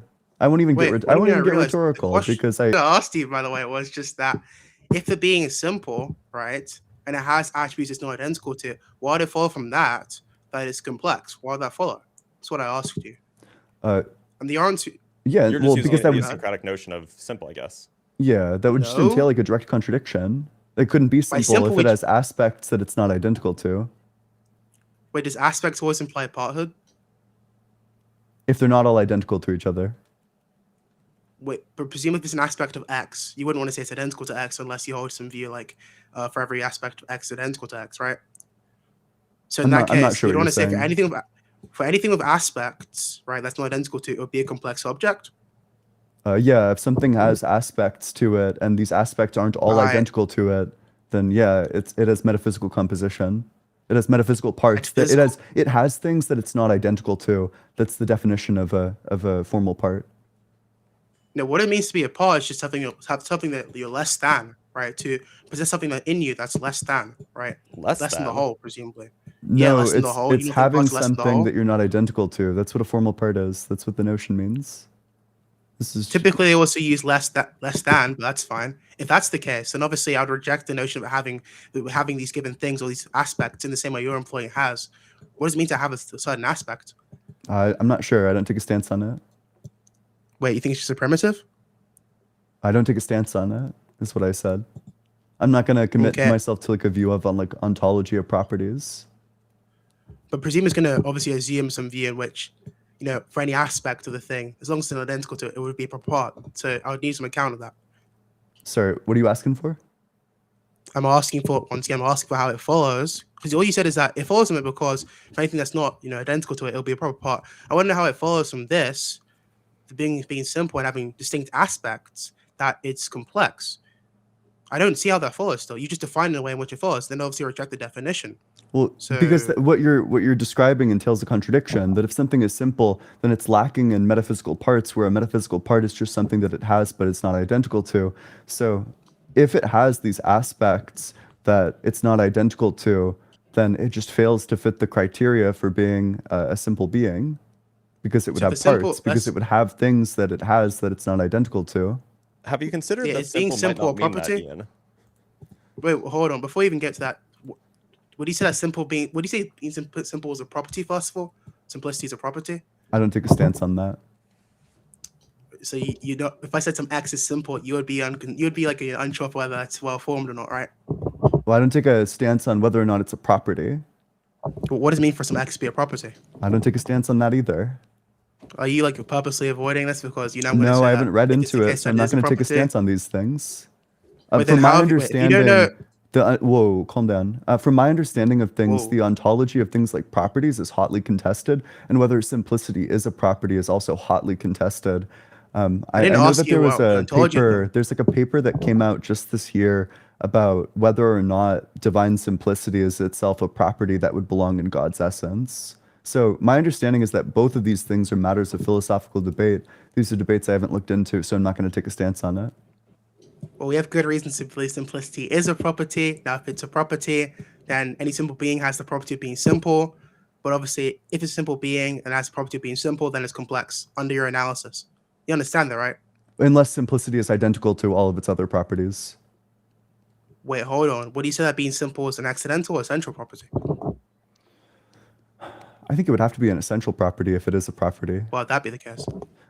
Because let's suppose that it's an accidental property. Well, having accidents, you're not going to like this argument, although I'm convinced by it.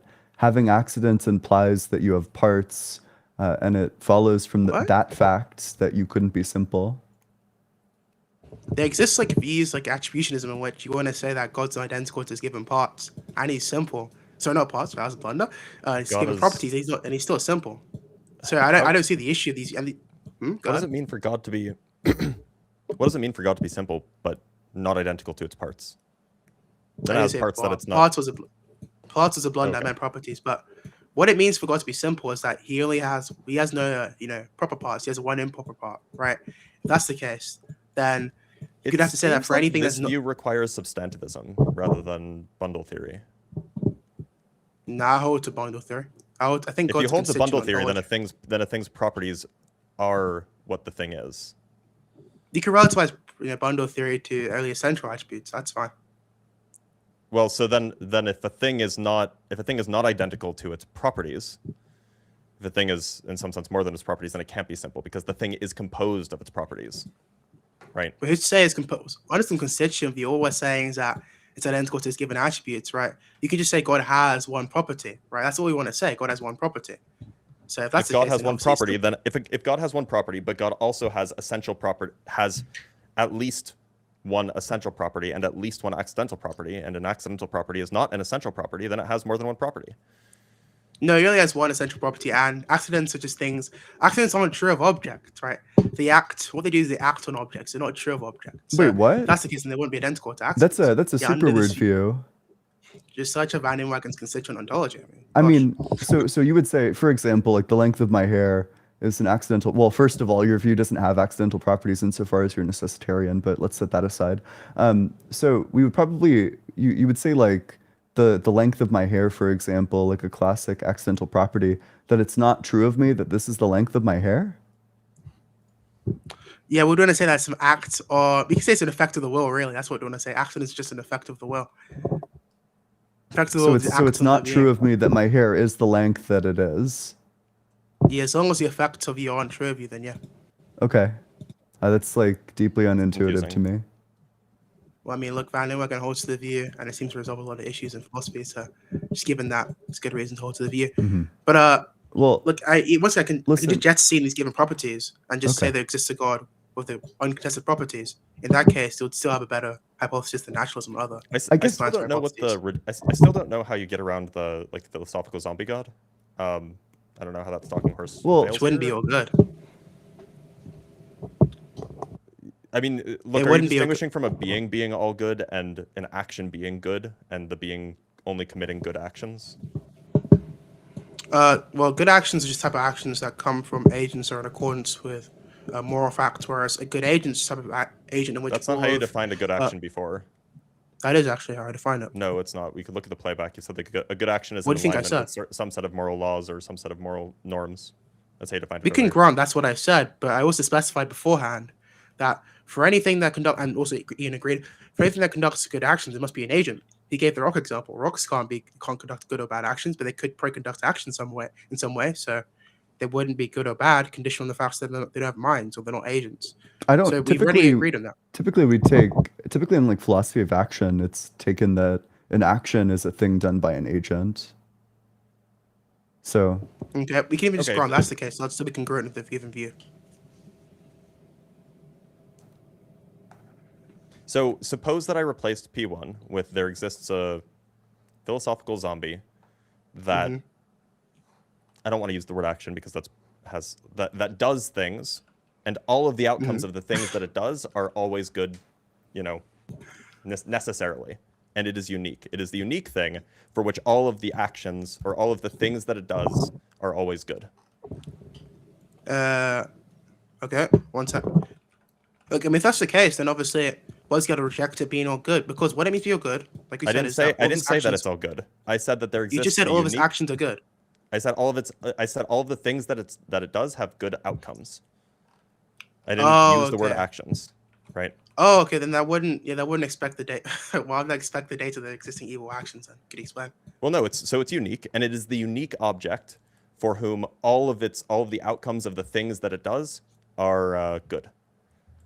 Yeah, can you explain how that predicts the data though? Because Yeah, I can so just give it's you. unique. So that means that any other object that does things will necessarily have at least one bad outcome from the things that it does.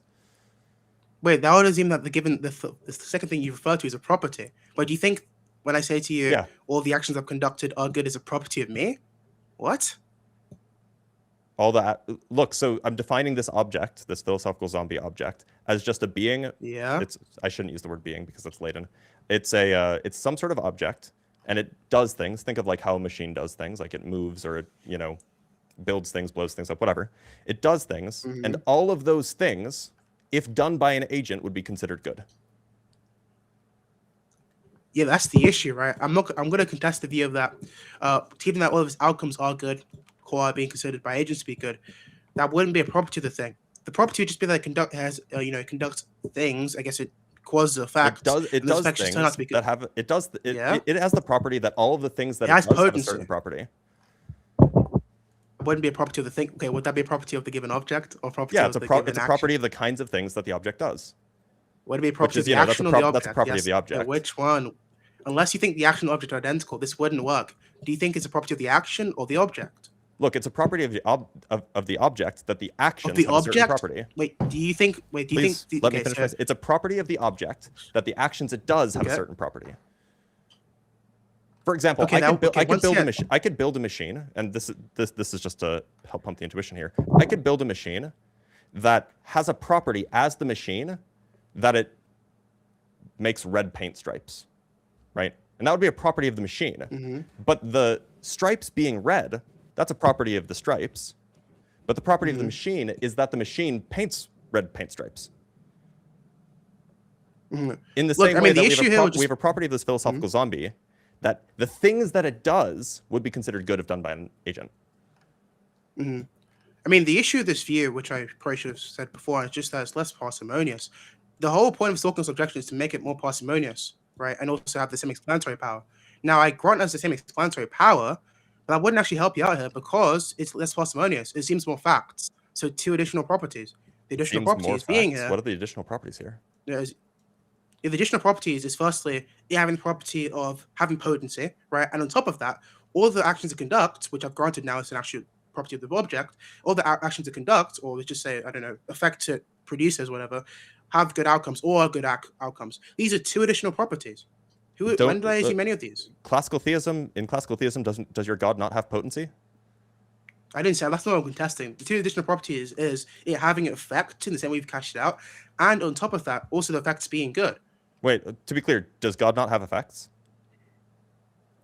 We're not referring to effects as properties. He has effects, but there wouldn't be a property of God, no. Okay, so then what's the issue with this property of this being? Because you've cashed out as in the property.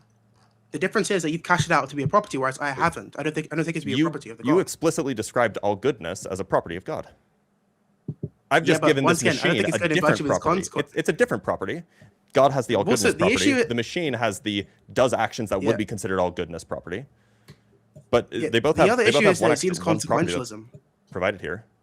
No, it's just using whatever. It's just whatever notion of good that you would get. That it's whatever it uses whatever notion of good that you would use to determine if an action is good if it were conducted by an agent. If it's deontology, it wouldn't necessarily follow from the outcome being quote unquote good that the action itself is actually good. You understand that, right?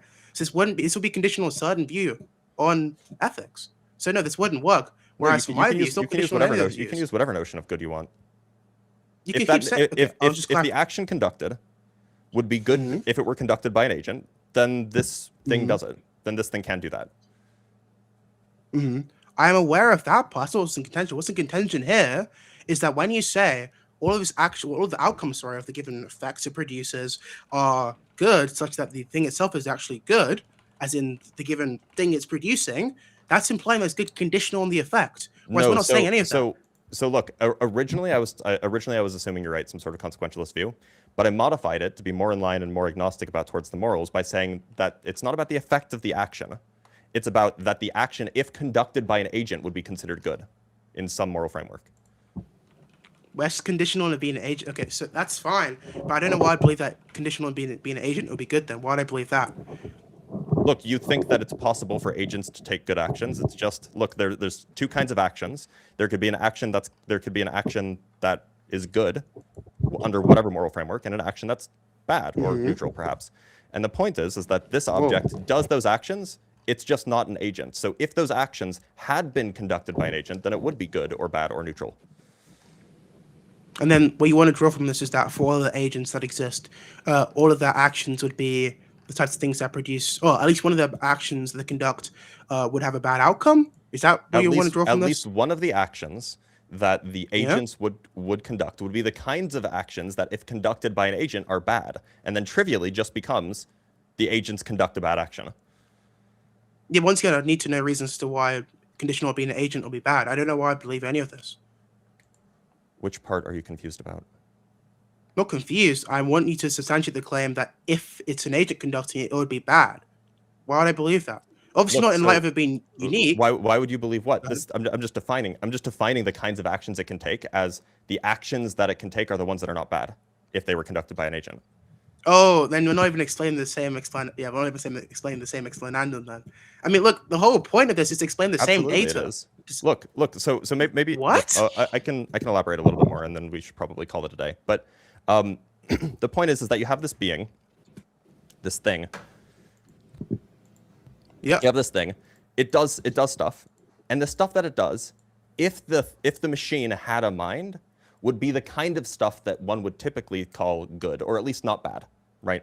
And so this being, this machine, is the unique such thing that if the things it does would be conducted by an agent, then the things would be not bad. And because it's unique in that regard, there is no other thing, agent or otherwise, there's no other thing that if it were to take an action, or for any action that it takes, that action would be considered not bad if it were conducted by an agent. So, for example, if you take an agent, some other agent, right? I'll elaborate because maybe that wasn't clear. If you take some other agent, by virtue of not being this machine, there must be at least one action that it could take that, if that action were taken by an agent, would be bad. Okay. And so it therefore follows, because it was taken by an agent, that action is bad. Okay. So and therefore, every single agent that's not the machine must enact at least one bad action. Okay. Now, which gets the same conclusion that your initial argument led to. Sure. Now, the other question would be, is it true that in all worlds where this quote unquote, I don't know, is you still calling it a machine, whatever We it can is, call it a in machine. all We can worlds call it a where zombie, whatever exists, you want. sure, whatever this thing is, in all worlds where it exists, would there have to exist agents? Sure, Yeah, you can let's be an say- let's- necessitarian. Wait, yeah, well, you can say you're a literally necessitarian. copy his argument and say, well, it's a necessitarian world, therefore, agents exist, so necessarily agents must have existed. It would lose down explanatory depth then, because you're just stipulating that necessarism is true, whereas I've showed it follows from my given view. So in that case, you would still lose out on that. So it actually, Wait, why would that follow just break from the your symmetry view? then. Yeah, because once again, given that God's divinely simple, right, his act, we would be identical to his given act. But I and thought full you worlds will conceded exist. simplicity. No. I thought you You still felt said shit. I thought you said you'd put aside like the contested attributes, and then we would move on from there. Oh no, that was immutability. I didn't even say I said I could put it. Immutability I said I could put it follows aside. from simplicity. Yeah, but I'm saying I could put it aside, but I didn't have to, and I didn't. By the way. Oh, I didn't do okay, that sure. anyway. So you put it aside, but you didn't have to put it recording saying aside, show me and like putting now it's aside. back. I did say I and- could do so, but I okay, didn't do sure. so. Yeah. By the way, we you could just say put that it the machine aside, is. but We could just say that the machine is simple. By the way. Okay, then in that case, once again, it would still be less parsimonious because you'd want to say that it assumes the additional property, right, of it actually having additional, well, not additional, sorry, the outcomes being bad or good, whatever they are. Whereas under my account, I don't assume that property. The only property Yeah, I'm you do. You assuming assume the here, property of all goodness. yeah, Which, but the which, distinction which is is being saying, Stalkinghorst here. Yeah. yeah, you're just replacing the property with another property. Yeah. And then So you're they're adding so- another harmonious. property on. I'm going to replace a property with a property and end this conversation because we've got guests waiting to get in and we've got an audience that's tired of this conversation. I But thanks for appreciate it coming. though. Nice talk. I'm coming around to you. I swear I am. Oh wow, okay. All right, cheers. Well, that was something. That was I mean- something. It was interesting. I thought it was. I'm sure the audience disagrees, but I thought it was really interesting. I'll say this. I think it was better than his previous appearances, Hmm. Yeah, definitely better.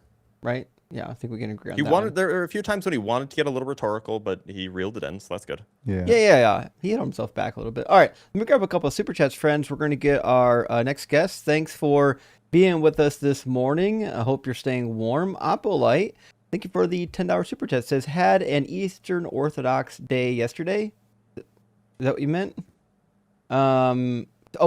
Say that Adam and Eve were a prior hominid. Interesting. And that mankind, Adam and Eve in Hebrew, Adam, yeah, used in Genesis 1 is somehow the different form or is different from the mankind used throughout the rest of the... Well, not really.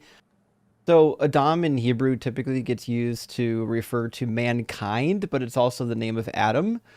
That's another good indication that, the Genesis was probably written originally in Hebrew, not some other language. Oh my gosh, look at this fluffy cat. That is the Crying and I don't know why. fluffiest cat I've ever seen. Yeah, she's a very fluffy cat. Amazing. Actually, hold on. Amazing. Well, Oppo, I don't know fully what your EO friend was saying, but it is true. Yeah, that the word for mankind is the same thing that gets used for man typically in the Hebrew Bible. There's not much distinction. People usually let the context decide what they plug in there. Straightforward. Thank you for the 119 NOK. Says Dr. Blitz, for the first time, I need to correct you. Oh no. About the winter in Norway. On the coast, it's not that cold, but more inland in Karasjok, it's really cold. In December and January, often -20, -30. Coldest 51 for... I don't know what the 51,4 is. But 51.4. 51.4 Celsius, I think. Yeah. By the way, Celsius, negative Celsius is warmer than negative Fahrenheit. So minus 30 degrees Celsius, which is, often minus 20 to minus 30, is just minus 22. And that seems like it's on the extreme end. Like minus 20 is just minus 4 Fahrenheit. So like you're never seeing like minus 30, minus 40. I mean, maybe you are.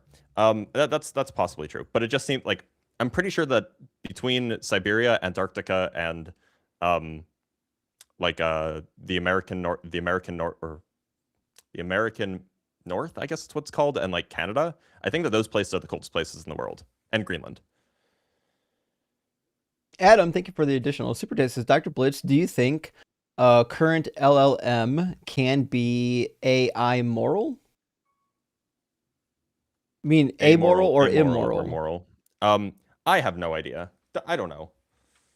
Yeah, the current model, I don't know. I think, personally, I think we'll get there. Sweaty Peasant says, Phil Bros, explain yourselves in layman's terms, please. But to be fair, if they did that, they wouldn't get to sound smart. Remember, half the game is to use words that nobody knows. That's why, like, when I watch Ian cook Phil Bros, typically I can follow Ian's argument. Also, Carlos, thank you so much for the 100 MX. Says, regarding the AI question for Ian, you can ground specifically the proper truth sources for AI, machine learning, deep learning. That's how you apply proper ethics into AI. That's why ChatGPT fails. You can ground. Sorry, there's like something in the. What's the word after that? You can specify the proper truth sources. Wait, you can ground. Wait, what? Carlos, my friend. I think what he's I think what he's saying is that you can program it to hold like dispositions towards like certain positions in terms of its ethics. Like if you gave it like a training set where every time it discussed ethics, it was talking like purely consequentialist terms, then in its neural network, it would probably come away with like a strong association between ethics and all of the ethic words and like consequentialism. Yeah. And likewise with like all the other sorts of like ethical systems that you can do. Adam, thank you for the additional super chat, friend. Says, I'm testing a multi-band compressor effect, so I have it all day on headphones. You guys sound very disco. Wait, did disco music use compressors? Who knows? Huh. I didn't know. I wouldn't have guessed that. Okay, thank you.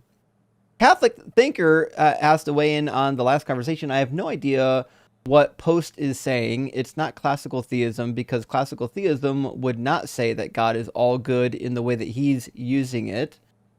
I think he had his own brand of classical theism. And Catholic Thinker says, if a moral agent can commit bad actions and God can't commit bad actions, then God's not a moral agent. I was struggling a little bit to figure out how he was classifying God as an agent when God like doesn't have actions, can't think, doesn't deliberate. I feel like those are all things that moral agents have to do. And if God can't do, if he can't do bad, then he's not really a moral agent. Like he might be an agent, but I don't see how he's a moral agent because he can't choose to do bad. It's just a weird one. Also, he did bite the bullet saying that God is not morally praiseworthy. Yeah. That does literally directly follow that God is not praiseworthy. He's not worship worthy. We shouldn't be worshiping him if he's not a moral agent. Yeah. I wonder what that guy's true religion is. I find it hard to believe that Probably somebody's... an atheist. It could be. He's either an atheist or he doesn't want you to know what his religion is. Fred says, in a world where Donald Trump exists, a good God cannot exist. Well, I do not. I mean, I could come to some agreement. There are also some past leaders as well. Grumpy Old Crocodile, thank you for the super thanks. And Eki Poo says, if this is the level of philosophical understanding required to be a Christian, I'll be forever an atheist. Right? Yeah. Yeah, I'm with you on that one. Also, Imposter, thank you for the $10 super chat. Says, Ian, remind what is your number related to the Morton girl? It's I for MSG. You know, stay iodized for the Morton Salt girl. Hashtag. What's your hashtag related to the Morton Salt girl? There you go. I'm already rock hard for Doug and IBTLL. What's IB? Lava lamp Illuminated something? by the lava lamp. Illuminated by lava lamp, but I need the last one. For the Untrolling Trinity. Well, I've got to lock these in myself, friends. Gretchen, great to see you this morning. Says, is this still the same Fildo? I love that. We lost Gretchen, y'all. Oh no. No. Sorry, Gretch. Dr. Fudge says, the way these types of people talk about reality reminds me a lot of how sovereign citizens do. Oh, Such a good analogy, though. that's a good crossover. Or parallel, maybe we would say. Carissa, welcome in, and thank you so much for sending out 20 unapologetic gifted Thank you memberships. so much. That is gigantic. Huge, huge thank you, Carissa. And also, Mr. Payco, thank you so much for the $200 super chat. That might be the largest super chat we've ever got over here. We really, really appreciate it, friends, as this is the seed funding for the Launch This Caller into the Sun with a Catapult project. Please contribute, everyone. He comes back every fucking week, too. It's crazy. You can identify him by his name, though. Well, his name always changes. But you're right. You can... Yeah. No, it's a pattern. Yeah. Well, thank you so much, Mr. Payco. Really, really appreciate it. It helps the channel a lot. I think next in line is Midnight Coffee, and then perhaps Savior from the YouTube queue after that. Beyond Mathematics, the artist formerly known as Angel Investor. If you're still hanging out, coming back, Blitz would love to talk to you for the 100th time. Yeah, we would love a good faith linear dialectic with you. I'm sure there would be no over talking or yelling. All right, let's grab Midnight Coffee. How you doing, Midnight? Hello. Midnight, are you at least 18, and do you believe in God? Yes. Awesome. And what kind of a God do you believe in? Christian God. Okay. What do you think is the best argument or the best evidence for the God being real? How come when my phone battery is at 1%, it lasts like 40 minutes? There must be some divine intervention. It's because your phone is guesstimating. No, it's the Hanukkah miracle.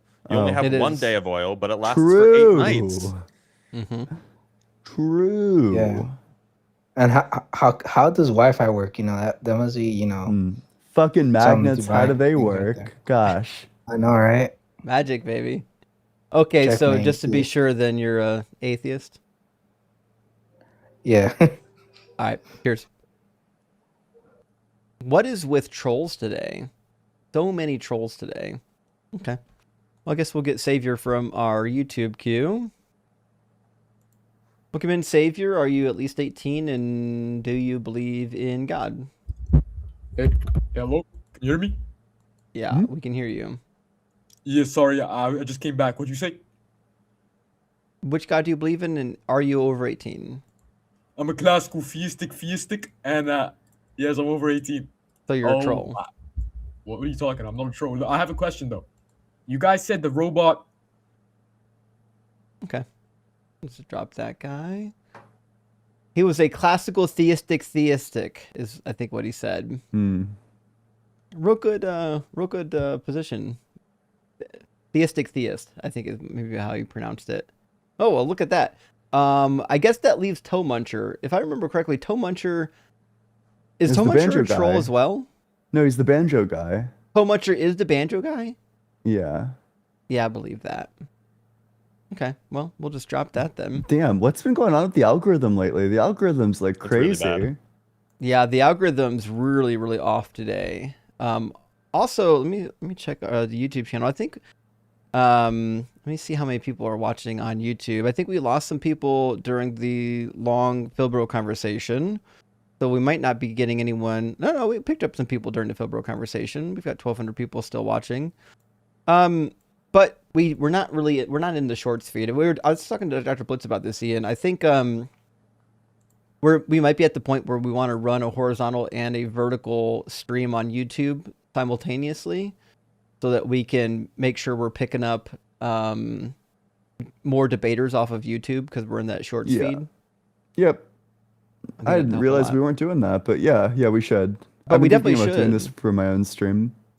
It helps a lot because on my stream, I would say 3/4 of the debates I get from YouTube are from the shorts feed. Yeah, you should give them like a. Do you give them like a joining survey? Like, where did you join from? We have a guest in the guest box, MAGA for Life 99. Yeah, your analytics will. I bet that guy's also the banjo guy. You think should bring so? him bet up. it is. That's my hypothesis. Okay. I would bet money on it. All right, find let's do out. science. Hey, how's it going, bud? It's the he guy. Yeah, I think so. Imagine having so little of a life that you just like spend all your time trolling other people's live To be streams. fair, people are snowed in today. True. Although these trolls exist whether there's a snowstorm or true. not. You know. It Now looks he like we have another guest popping up on YouTube, though. Doubtful. It's definitely the same troll. His name is Think so? Atheist. Oh. I find that doubtful. Yeah. Well, the strongest argument that I find against God's existence is that in order to be atheist, you would need to be atheist. Checkmate. Get wrecked. Got him. And likewise, you can't be an atheist because to be an atheist, you're a theist. Oh, so you can't be damn. that Like position Ken Ham. either. That's Wasn't why that like agnosticism is true. Wasn't that Ken Ham who said that? Didn't he like seriously make that argument or something? Or one of these types? Ken is a goof, man. I have no idea. I got that from Substack. Oh, okay. Well, I think we got some people popping in on TikTok. We'll see. How you doing, Ralph? Imagine blowing out your microphone diaphragm trying to be a troll. So here's my thinking, right? Here's what I don't get. Do you think that they're watching the stream and then they just do that on a whim? Or do you think that they're just randomly scrolling? Because if they're just randomly scrolling, then like, why would they, like what leads them to pick this live stream rather than the next one? And if they're watching the stream. Yeah, because they're God believers. Oh, you think so? Yeah, you don't troll streams that you agree with. Well, no, I mean, they might just not care. I doubt it. There's so many other streams to troll. You know, they wouldn't continuously come back to this one or some of the other atheist live streams. Well, but see, I don't think that it's always the same people because they can be blocked and then you end up like. True. They can be blocked, right? That's a good point. I should have blocked all these accounts. Let's see if Black Hole needs blocked. It's the banjo guy. I assume it is, right? Yeah. So we'll just go to You can't. This is a crowd. You can't do that. You can't block him. Yeah, how do I block them from within That's You a war can't crime. block the banjo guy. That's a war crime. You just kick him out after enjoying the bluegrass tunes for a little bit. I disavow. I disavow. I disavow. I didn't block him. I didn't block him. Okay. Well, let me grab some super chats. Maybe we'll get a guest load up. Y'all, if you are watching on YouTube, the link to join is tiny.cc/UAguest. I know there are people out there with nothing to do today because they're snowed in, so punch it into your browser and come on in. Space Lord, you can see it says, it's like Phil Bros want God to have all the most confusing and difficult properties they can imagine. I mean, I think some of them, I don't know if that last guess qualifies, but I think there are some Phil Bros that definitely want to have a argument that is so complicated you can't sort through it and then feel like they win by default. There are definitely people out there with that kind of an argument. Mm-hmm. That's true. Jazzbearing, right? I mean, although I will say, if there's like a property where people ascribe it to God, typically, if you like, there is like a reason why people ascribe specific properties. Like there are reasons why people hold things like divine simplicity, and it's because it follows like from a million different places in like the Aristotelian worldview that like Thomas Aquinas was working with. I don't know. Typically, there's like a reason why people ascribe the properties that they do to God. At least like the people who are, like prominent theologians. Jazzbering says the Venn diagram between Phil Bros and sovereign citizens is nearly a circle, I suspect. At least we would say like the types that we get. Because I think there probably are like decent philosophy types hanging around, but I don't know if they're interested in coming and debating with us.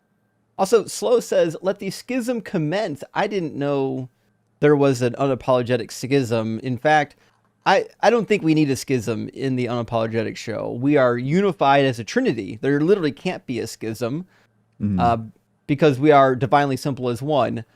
Arc Dark says if there's a God. We should do an inquisition on the last super chatter. Indeed. Yeah. We should excommunicate him even. Possibly. Yeah, But then there'll definitely. be a new schism. Yeah, true. They'll like form the Protestants or something. That's true. That's true. We don't want that. How about we don't excommunicate him? We just send him to be flogged.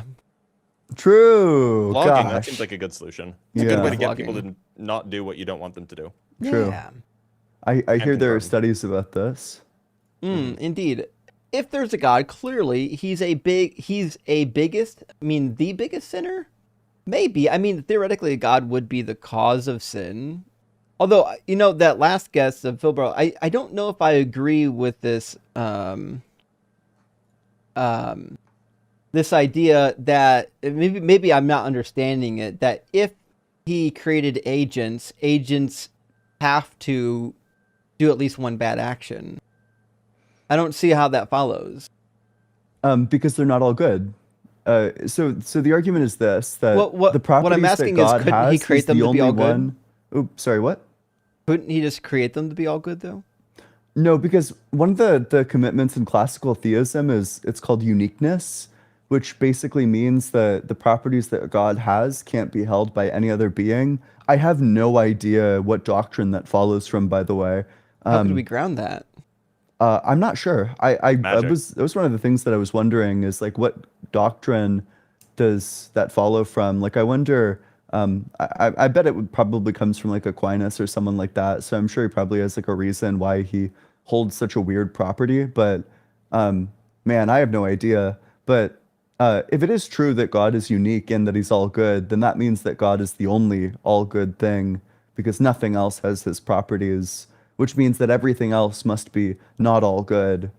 And then it just follows from that they take at least one bad action. So God wouldn't be able to create humans that only had good desires, that he lacks that ability. Yeah. That's what's being claimed, yeah. That kind of screws up heaven, though. It does, yeah. That's why I asked him about the Christian God. Because, in the Christian God, you've got people in heaven, Revelation 21, and they've presumably got free will, they're agents, but there's no suffering, no sorrow, no nothing, no sinning. So that's from the Christian's point of view, that's right out. You can't have that. Definitely. I think if we asked him a question about that, he would probably just reject heaven as a concept. Fair enough. If you don't believe in heaven or even an afterlife, why are you fighting so hard for theism? I don't understand people that are really deep into theistic arguments, but they don't actually benefit from it. So weird. Yeah. Godless, good to see you, buddy. Thank you for the $5 super chat. Says, would be awesome if Dr. Blitz and Ian could come to Rocket City Reason. I don't know what that is. There's a conference in Huntsville, Alabama, a non-believers conference, I believe in September or October, one of the 2 months. I'll have to double check. But yeah, it's supposed to be pretty dope. My understanding is this the first year that they're doing it, Godless? I think this might be the first year they're doing this. But Huntsville's a great city to visit. Obviously, why it's called Rocket City Reason as well. But if I'm hoping to make it there myself. So I'll be definitely interested to get down there.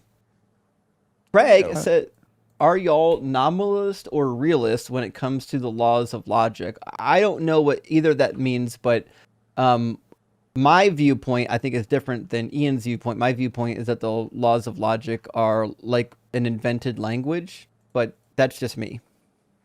I'm a nominalist. I'm in between views. I think I could go either way. I think that the laws of logic, whatever they turn out to be, are at least necessary to have aboutness, which is just to have intentionality in our thoughts, which is like aboutness. I think in order to have a thought that's about something, the laws of logic are necessary because absent the laws of logic, they aren't picking out. I don't know. I'm not sure if anybody's had this idea before or really how to formalize this, but I think I think I might be of the belief that laws of logic are necessary in order to have a distinct state of affairs, like something that's distinct from other ways that things could be. So you need that in order to have like a thought that's about something. I don't know if that made any sense. Fair enough. From Scribble Scrabble, thank you for the $10 Canadian super chat. Really appreciate this. Says, I love this show. It's my second favorite threesome on the internet, which really makes me wonder, like, what would be You can't ask. No, don't. Link me your do that. first. That's what I'm saying. Who's the best threesome? Wait a minute. I've got questions now. Listen, we're happy that we're at least, second best. Appreciate it. Thanks for being here. Look, Justin, you have a VPN. You can figure it out for yourself. Yeah. Wait.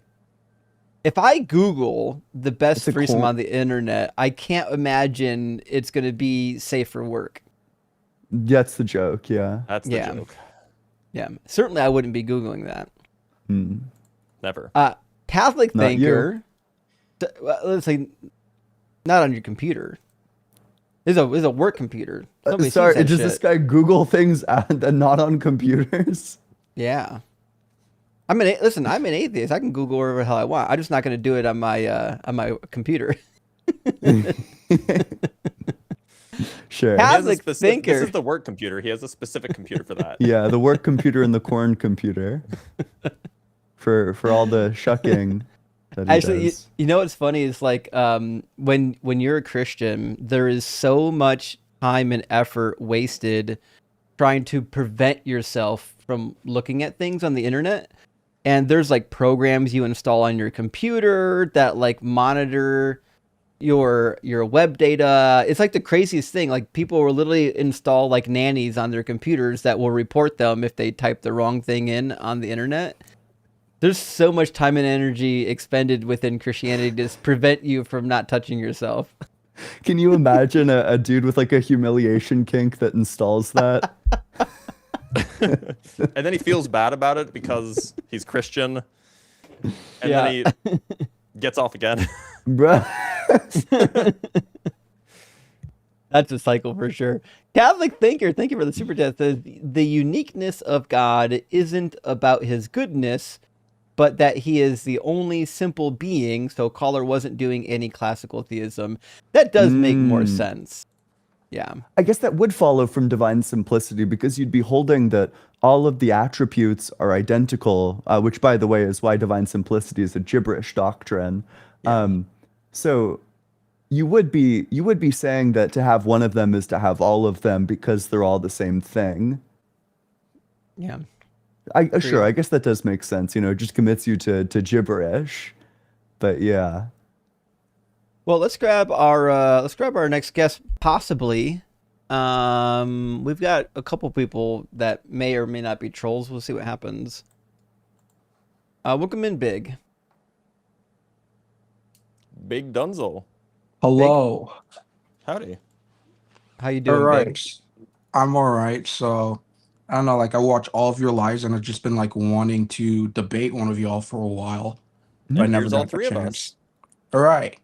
So, God is real because if you read the Bible, then you'll know that he is real because the Bible is the word of God and it says it in there.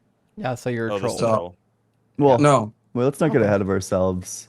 I don't think I'm picking up what you're picking up, but that's how it is. Like I do worry that the audience might not be picking up. That's all right. So like in the beginning, right? It said that God created the heavens and the earth. That's in Genesis. Let's just ask the basic question. What's the evidence that the Bible is true? The evidence that the Bible is true. Well, it's like the history of it. Like, these are just like people would like write them and over time they're like collected and they make the Bible from what they find on these writings, and who would make all of these up? So I find it hard to believe that there's people just making all of these up for no reason. So Just really quickly to make sure that you're being like authentic, would you mind naming the first 5 books of the Bible? Genesis, Exodus, Leviticus, Numbers, Deuteronomy. Oh, he's Okay. definitely an Okay. atheist then. What? Because he's read it? Yeah, no Christian knows the first 5 books of the Bible. No, I think you might be genuine. I don't know. Maybe I'm too He might be. autistic for this. I actually would buy it at this All point. right, well, we'll do it. Okay. So, Justin, this is your show. yeah, right. Well, it's our show, but this part's your show. Could you imagine if you turned his camera on and like flashed us? Oh my God, I would never get over. I won't do that. I have a career as a pilot. Okay, so why should we believe that what the Bible says is true when you know what I'm going to say? It says all kinds of things that are not true. Well, I think if you believe that what the Bible says is not true, maybe then you interpreted it wrong. Sure. So what if Yeah. I just read it word for word and I don't interpret it at all? I just say the word means exactly what the word means. Could you give an example of what you could be referring to? Yeah, I can give you an example. Are you familiar with the shape of the earth according to the Bible? Well, the shape of the earth is round.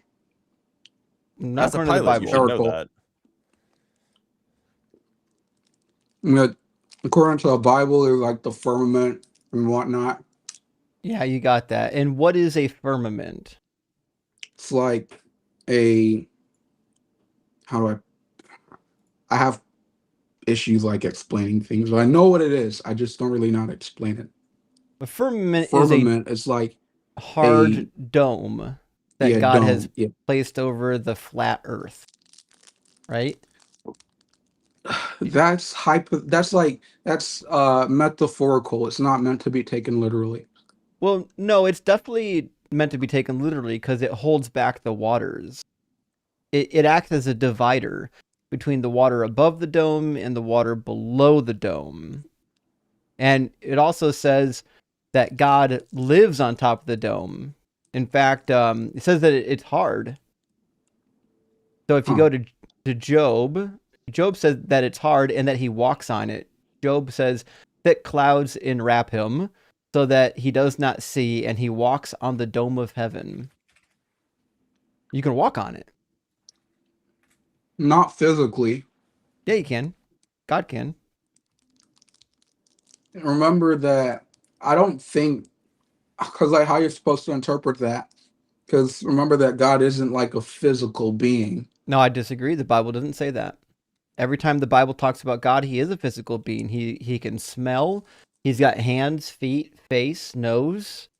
He can eat food. We see him eating food on multiple occasions. Genesis 18, Exodus chapter 24, and elsewhere. There's no good reason to believe that God doesn't have a body according to this book. Also, it says that the sky is hard like a cast metal mirror. The sky is not hard. This guy, that's the problem. Yeah, they thought that the dome, which is in the sky, was hard, like it was made out of metal, and God lived on top of the dome, which is why he's walking around up there. Which is why in Ezekiel, when Ezekiel goes to the top of the dome, that's where he finds God. Well, how do you even get there? Well, that doesn't even make sense. So I think it's just how you're interpreting it. It might be wrong. He was taken up there in a vision. See, in a vision. Yep, he was taken up in a vision where God was, which is on the top of the firmament. Okay. So, according to the Bible, the earth is a flat disc. Isaiah 40 says that it's a circle, flat disc, and there's a dome over top of it. And on top of that dome is God's home. I think that wasn't meant to be taken literally. No. Well, what's it meant to be taken as? This is a problem. When you go to the, like, what you're doing is you're saying, well, the passages that I don't like, I'm just going to say they mean something else and they're not literal. Well, now the task is on you to tell me, what do they mean?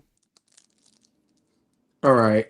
Let me think this through so I don't say anything silly. So I think what that was referring to is that God was not like talking about like actual things, like, that the sky is literally hard, but like maybe it's hard in like, another way. That's what Like, I'm asking you. What's it mean that the sky is hard? See, this is why I told you I'm not interpreting the Bible. You are. I'm saying Sorry to it interrupt, means exactly what but it says. also, wait, okay, sorry. so Are you eating? Because if you're eating, could you like please stop? sure, Yeah. yeah, Okay, it's thank just candy. you. All right. So because I think what he could have referred to, like, when he said that the sky is hard, is because like, like the higher up you get, the air gets less dense, so it's harder to breathe. So maybe it could be hard, isn't like referring to that. It's harder to breathe. It said hard like a cast metal mirror. Yeah, and That's you how- can't breathe That's how a cast. similes work. You can't him There's outta no, here. breathe there's that. no way this obviously is a. Yeah, this is not a real person. You're not serious. I'm serious. No, you're not. No Christian, not even a Christian's dumb enough to say that. I mean, maybe they do believe the Earth is flat. So The problem is, I don't know if you share this intuition, but I feel like, I don't know, he just doesn't, he didn't really have like the characteristics, because obviously, you know, bless his heart, he was like very dumb. But like, typically, like when a troll is dumb, they won't be able to keep it together very well. Yep. Well, unless he's actually not dumb and he's pretending to be dumb. I didn't get that vibe. Hard to tell. Me neither. I don't know. Hard to say. It really is. Base Lord, thank you for the $5 super chat. Says, could God make perfect agents that just perform one good action, then disappear? Would that violate his unique goodness? I am baffled. Could God make perfect agents that just perform one good action then disappear? With that? That's a fair point. I would mean they're all good. So. I think it would violate. Yeah. It depends how you're cashing it out. If you need to have like more responsibility to do a good action, because presumably there have been like babies that did one good action and then died immediately. If what you're saying by perfect goodness is like you've never done a bad thing, you took actions, at least one of them was good, and you never did a bad thing, it seems like they classify as that. Yeah. Yeah. All right. Well, we've got 2 more guests. I'm willing to bet that both of them are trolls, being that one came in with the name Christian and the other came in with the name Theist. It seems to be the case. Could be. We'll find out.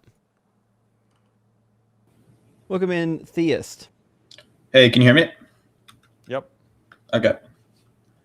I can't even hear him. You guys can hear him? I can hear him. Wild. I can't hear him. What the fuck? Wait, I don't even see him. Is it like? Yeah, they're not even on the screen. Is it like a multi-platform issue? What's going on? I see the microphone moving around. Weird. Wait, so Dr. Blitz, is he a troll? What do you think? Oh, I cut him anyways. Video Ninja's acting weird today. Hold on, were we trolling him?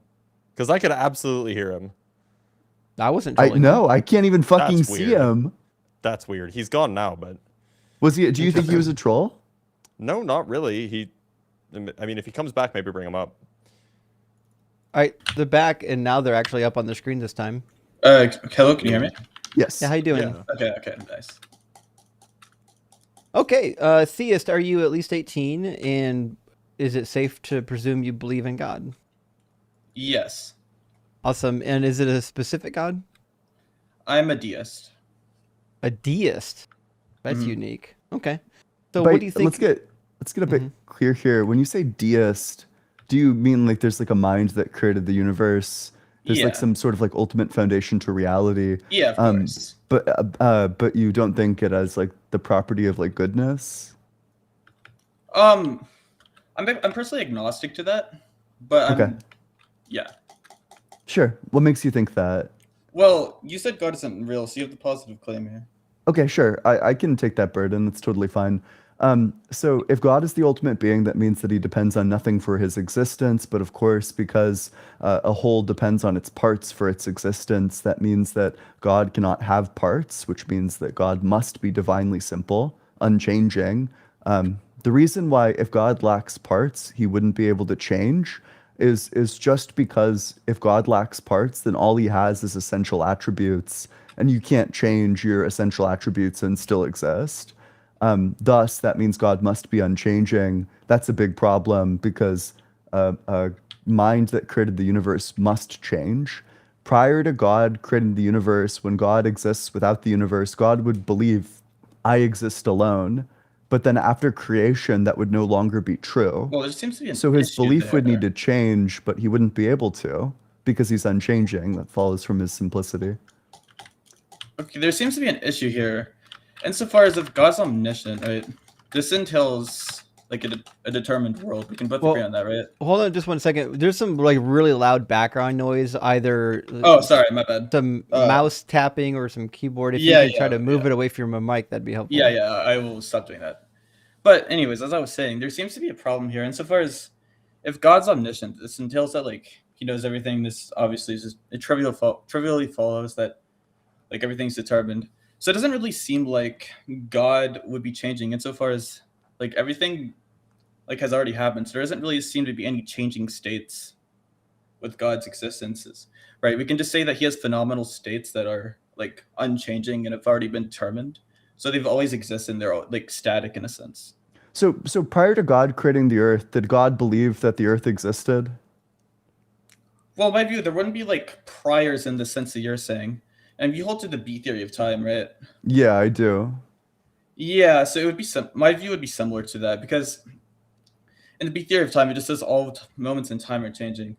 But with my definition of time, it's more like a broad definition, which is simply just the progression of existence. If like all states are already like equally real, under my view, like there wouldn't be any progressions of existence. So in the sense you're using prior, it doesn't really seem to be coherent with what my view. Was there ever a state of existence where God existed and the universe didn't exist? Well, okay, this is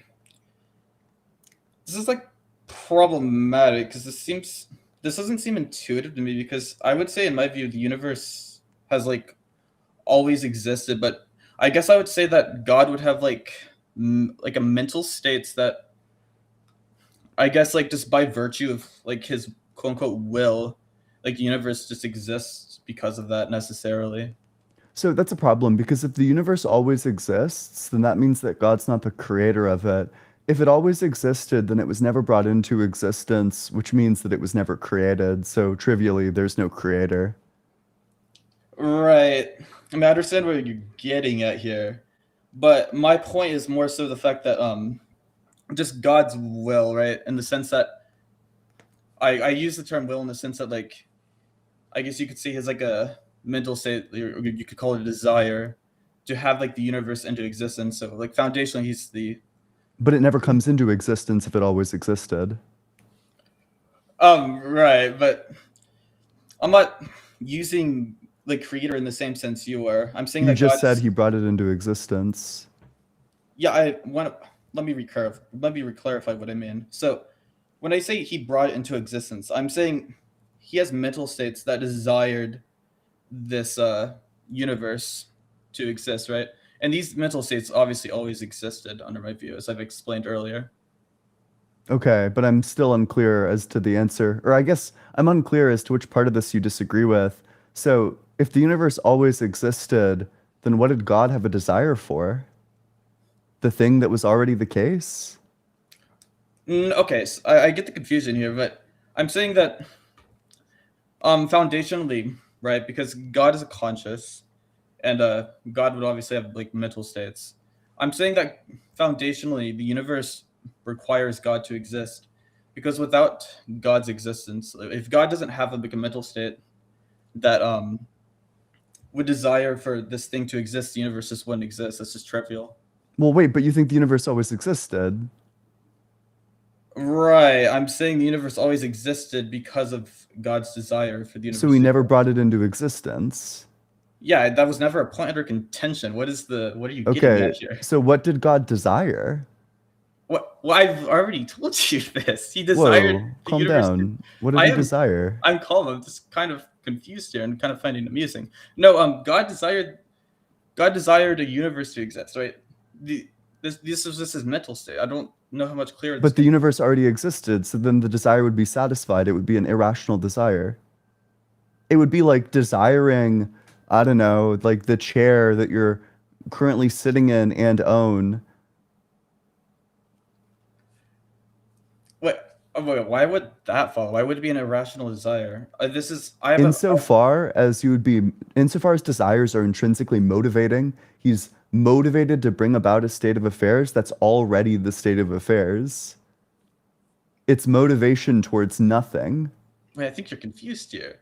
I'm saying that. Please, elucidate me. Yeah, of course. So, I'm saying that the universe. Okay, I guess you could. I subscribe to sort of like a view wherein, like, God's consciousness, like the universe is boxed into God's consciousness, right? He has phenomenal states that would have he has this want, right? And then this want has this output of the universe. And then, of course, under my view, these things. Are you suggesting that Are you saying that God's desires are equivalent to the things that he desires? No, I thought I made it quite clear that there's a distinction here. I'm saying that God's desire produces the outcome of the universe, right? That these are not equivalent things. He has phenomenal states that have desires. These are obviously different from the output. I thought I made that explicitly clear. I don't think this is clear at all. I have no idea what it is that God desires, or how this wouldn't be just like a straightforwardly irrational desire. If God desires something that's already the case, then he's being motivated towards a state of affairs that's already the case. That's irrational. But you're thinking of desires in terms of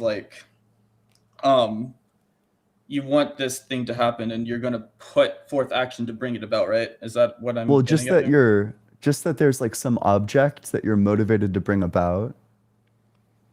Right, I'm saying he would have had phenomenal states that would be described as being eternally motivated, I guess you could say. Okay, so what is he desiring?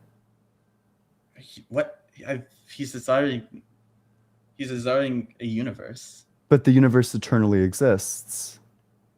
So what is he motivated towards? Wait, what do you mean by that? What do you mean by motivated? You don't know what it means to be motivated by something? What do you mean in this sense, obviously? The same sense as when I say, I'm motivated to go to the gym when I'm going to the gym because I desire to go to the gym. Just the normal sense of motivated. I promise you know what words mean. Right. Yeah. So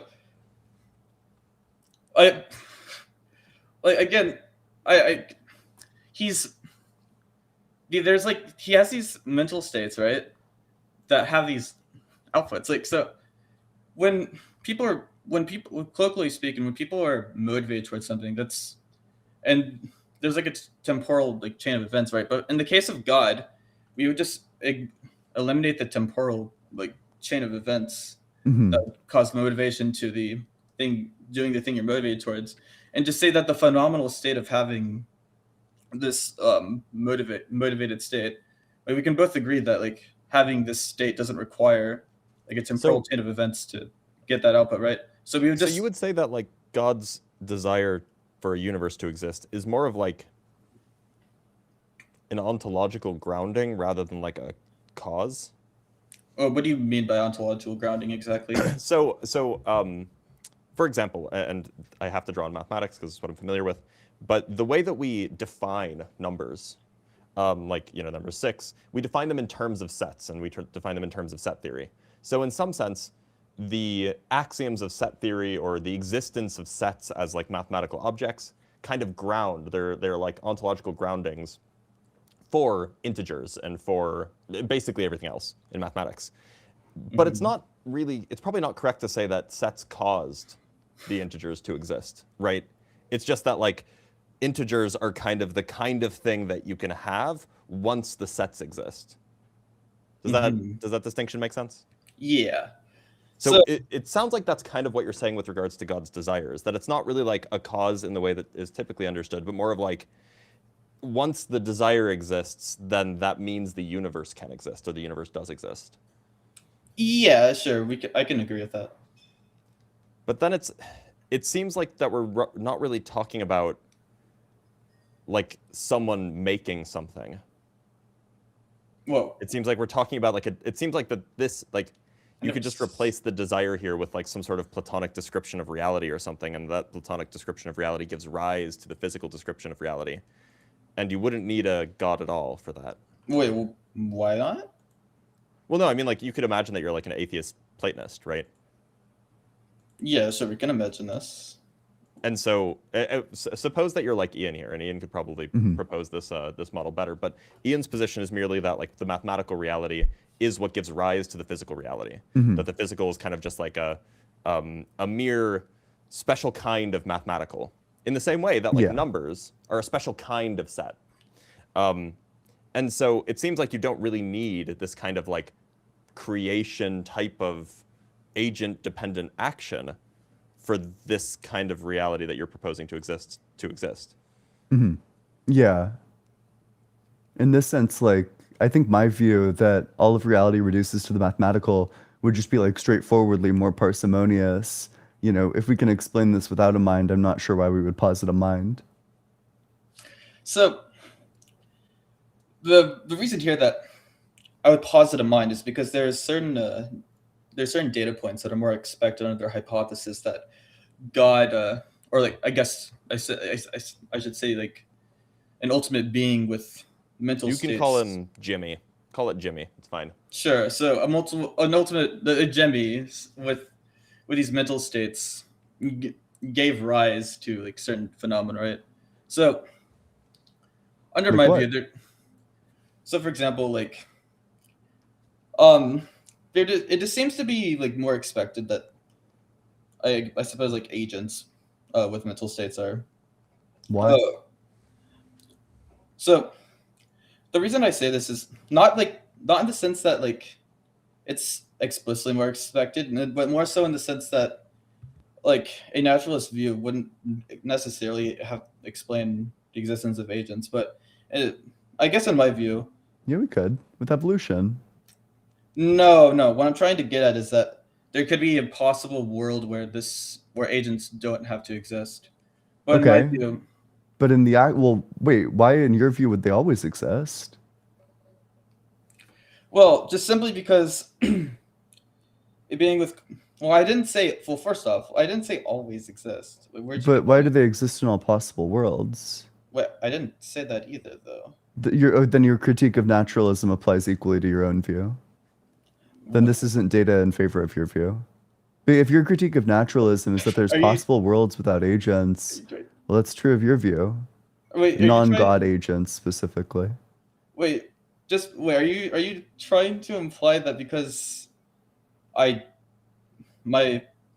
view doesn't like agents aren't like explained in all possible worlds, that means there's less explanations in the alternative view? What I'm saying is your exact critique of naturalism, which is just that it's not the case that in all possible worlds under naturalism that agents, non-God agents exist. That same critique applies to your view, which is just that it's not the case that in all possible worlds non-God agents exist. Well, okay, so let me explain this. So, an ultimate being, right? That with like conscious, like with like mental states. I guess like, I would say. I guess like this isn't very appealing, but intuitively, it just makes more sense that something with these like mental states, right, would also be more expected with in a world where other things that have like similar mental states that are similar to like the ultimate foundation, right? So Why? Here's a thought. Ian, I have to interrupt because Yeah, this is go for actually it. like an interesting critique. So I've heard this argument a lot that that given a divine mind, you would expect minds more frequently than you would expect minds on a naturalistic account, because the naturalistic account doesn't have mind at its foundation. But look, the claim here is that you would expect more of a thing if that thing is similar to the foundation.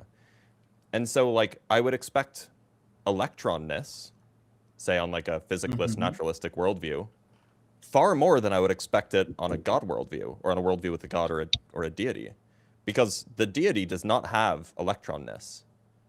But the foundation of reality on a physicalist worldview, anyway, depending on your physicalism, will have electronness as its foundation.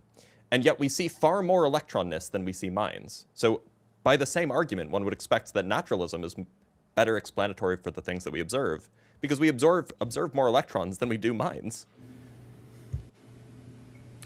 Well, no, I was simply saying that the possibility of like such a unique property as i.e. mind would be more expected if there was like an ultimate But foundation that's of the self- critical difference. The distinguishing view, any sort of physicalism really, is going to say that that the mental property is not a unique property. It's merely one of many emergent properties. Emergent from what exactly? Something physical, Okay. like a brain or neurons or something. And so this is to say that one would expect, if your contention is that you just wouldn't expect minds to show up as frequently as they do in a physicalist worldview, because minds are, particularly special arrangements of matter, perhaps on a physicalist worldview, and they don't always have to obtain, well, then one could equally well make that argument that, if you have some sort of physicalist foundation where you have a bunch of quantum fields, then on the physicalist view, where your foundation is quantum fields, you would expect a whole bunch of stuff made of quantum fields. Whereas you wouldn't expect that under a deistic worldview, because the deistic worldview doesn't have quantum fields at its foundation. So I guess I can concede on that, yeah. On that point. Is there anything else? No. Yeah. Well, hey, thanks for coming on. It was a chill conversation. All right. See ya. Yeah, for sure. Yep. Have a good one. Cheers. I'm glad we actually got a real believer. Me too. I think that there's something to that argument, that there's something about foundational physicalism versus foundational deism or theism that can kind of parody the expectation of the mind under theism. Yeah, definitely. It was a very interesting argument. I haven't heard it before. I might steal Me it. neither. Me neither. I might start using it. Well, friends, let me grab our super chats. We're going to get Christian in here next. I'm the Big Cheese. Thank you for the super chat. It says many theists do apologetics because of Western chauvinism. Part of the Enlightenment was justifying why this God belief is superior to the superstitious, backwards cultures. Atheism is an ideological threat. That's a fair point. Atheism really is a threat to a lot of these people's worldviews, which is why I think they're so motivated to debate us. Is not just because they think they're right, is because they feel like we're a threat to their worldview. Definitely get on board with that. Andrew, thank you for the $5 super chat. Says, I think it was Ian said in a video, no cause or effect, state of affairs, have other related states of affairs. Can you expand on that, make distinction? That may have been me. I've definitely said something like that. I can't remember anything that I've said that's like that. In fact, I've made a video about that, so it was probably me. This will not end well. This is like a Humean thing, right? Merely that like we don't really have any way of determining. This is Hume, right? I can never keep my my old philosopher straight. But merely that there are states of affairs that are perhaps temporally separated, and there's no way of establishing that there's actually a causal link between them. Yeah, that is Hume. Yeah, and so like the best we can say is that there are empirically observed relationships, and furthermore, if we take physics to be time symmetric, which fundamentally it seems to be, like you can run the rules of physics in reverse and you get the same outcomes as forward, it seems to be that you can't have cause and effect relationships if they're merely, if physics are merely relational and they're symmetric, then you can't have a cause and effect relationship, because a cause and effect relationship is by definition asymmetrical. So that's at least the summary of the argument. Very good. And G3 Rain, thank you for the super chat, says, Ian, desire doesn't cause motivation. Desire plus lack causes motivation. There's no issue with desiring what you already have. That might be true, but then like to then like repair the argument, what we would say is that if you desire something and already have it, then what your desire is for the preservation of that thing. But Yeah. like God can just imbue it with the property of like not disappearing. So it just seems like it's an irrational desire. But the theist could just make the move where they say that all things need to be sustained by God. They can't have the property of not disappearing. Well, I mean, they probably reject like some sort of existential inertia, and then they can just say, well, it must be eternally sustained by God or something. I don't understand it either, but I can imagine that that's what they might say. I would be mad curious, like the impossibility of like a thing just like continuing to exist. You know, I mean, presumably they want to say that God has existential inertia. It's not clear to me. Maybe God has existential inertia, and because God is unique, no other beings can have it. Back to simplicity. Yeah. Good callback. Tim, thank you for the $5 super chat, friend. Says communion wafer cereal. Did you miss the L? Do you mean cereal? Call it Jesus. Turns milk into wine. Have a blessed morning. Well, thank you, Tim. I could definitely do some communion wafers. I got a box of them over here somewhere, but I've never tried putting them in milk. Might be a little bit bland. We need to sugar coat them like the Frosted Flakes. We just call it Frosted Cheez-Its. I can get down with that. Tim coming again says Lucky Charms, delicious marshmallow pagan symbols combined with cat food tasting Christian symbols, crosses and fishes. Look at it again. Actually, I never thought about that, but it's been a minute since I had Lucky Charms. Maybe I need to pick some up just to reinforce my paganism. Gentleman Viking, good to see you. Did you change your name? Interesting. Thank you so much for the super chat. It says saying that physical reality is a special kind of mathematics sounds to my layman ears very close to the creationist argument for kinds. I don't know why. Saying that one thing reduces to another thing, I don't know. I'm not really sure. I mean, it's just like saying that, like, look, hydrogen is a special kind of atom. There are like other kinds of atoms that are not hydrogen. Hydrogen is just like that special kind of atom. Okay. Yeah. Joshua, thank you for the $5 super chat, says the worst part of this knowable, unfalsifiable nonsense is that even if true, it changes nothing and advantages us in no way. Yeah, that's always been my complaint with like the deistic God is like, if this thing is true, I don't see why it benefits anyone to care. It doesn't care about us, why we shouldn't give a shit about it. You know what I mean? Well, I mean, to be a counterpoint, I think that if it's true, I would still want to know it. Dr. Blitz doesn't want to get tortured. God, what a fucking baby. No, I just like knowing true things. Look, okay, let's be real. Most of the stuff I do, like, I don't know, Curtis Sitter black holes, wrote a paper on it a year and a half ago. It's not going to affect us. Whether or not we know the asymptotic properties of Curtis Sitter black, like, okay, but I still want to know it. Sure. I can understand that. Miss Anthropology, good to see you. Thank you for the super chat. Said regarding Filbroism, I like how it's an ism now. I cannot understand an abstraction unless I can see it walking around. James C. Scott. Interesting. What? I mean, you need to see the physical before you can understand the abstraction? I'd be curious to know what this the context of this quote was.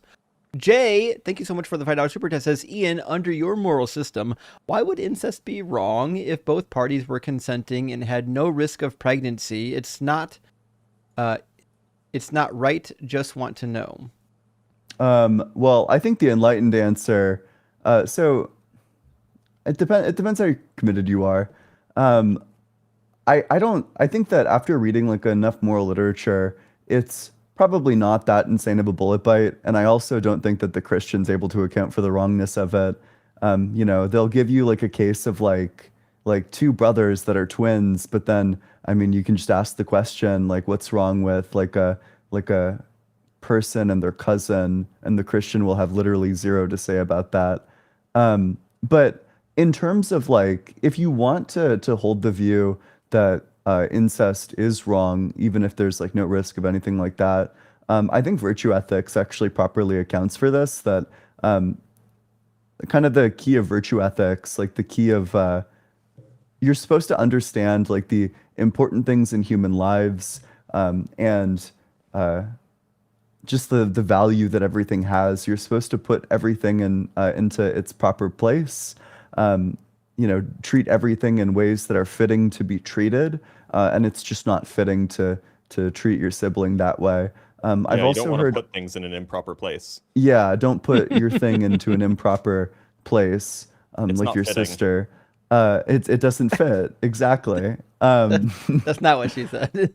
But I've also heard arguments related to like the value of like specific types of family structures, and that in virtue of doing incest, you've now created like family structures that have like bad outcomes or something.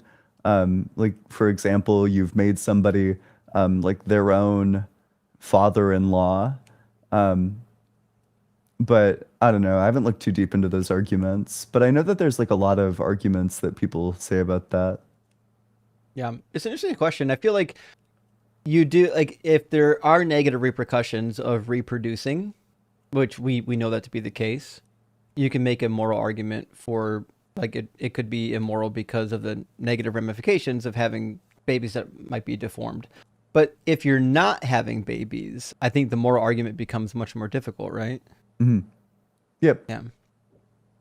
I mean, also, so depends what kind of ethics your opponent has, but I mean, I think most moral systems, like even like they try to natural law theory their way out of it, but that doesn't account for the wrongness of like intuitively, I think it's like basically just as wrong. Let's say that you have two step siblings that grew up together their entire lives, and then you have so it's like two twin men, they're step siblings, they've lived each other their entire lives, and then they get together. The intuition that that's wrong Wait, is how like are they step siblings and also twins?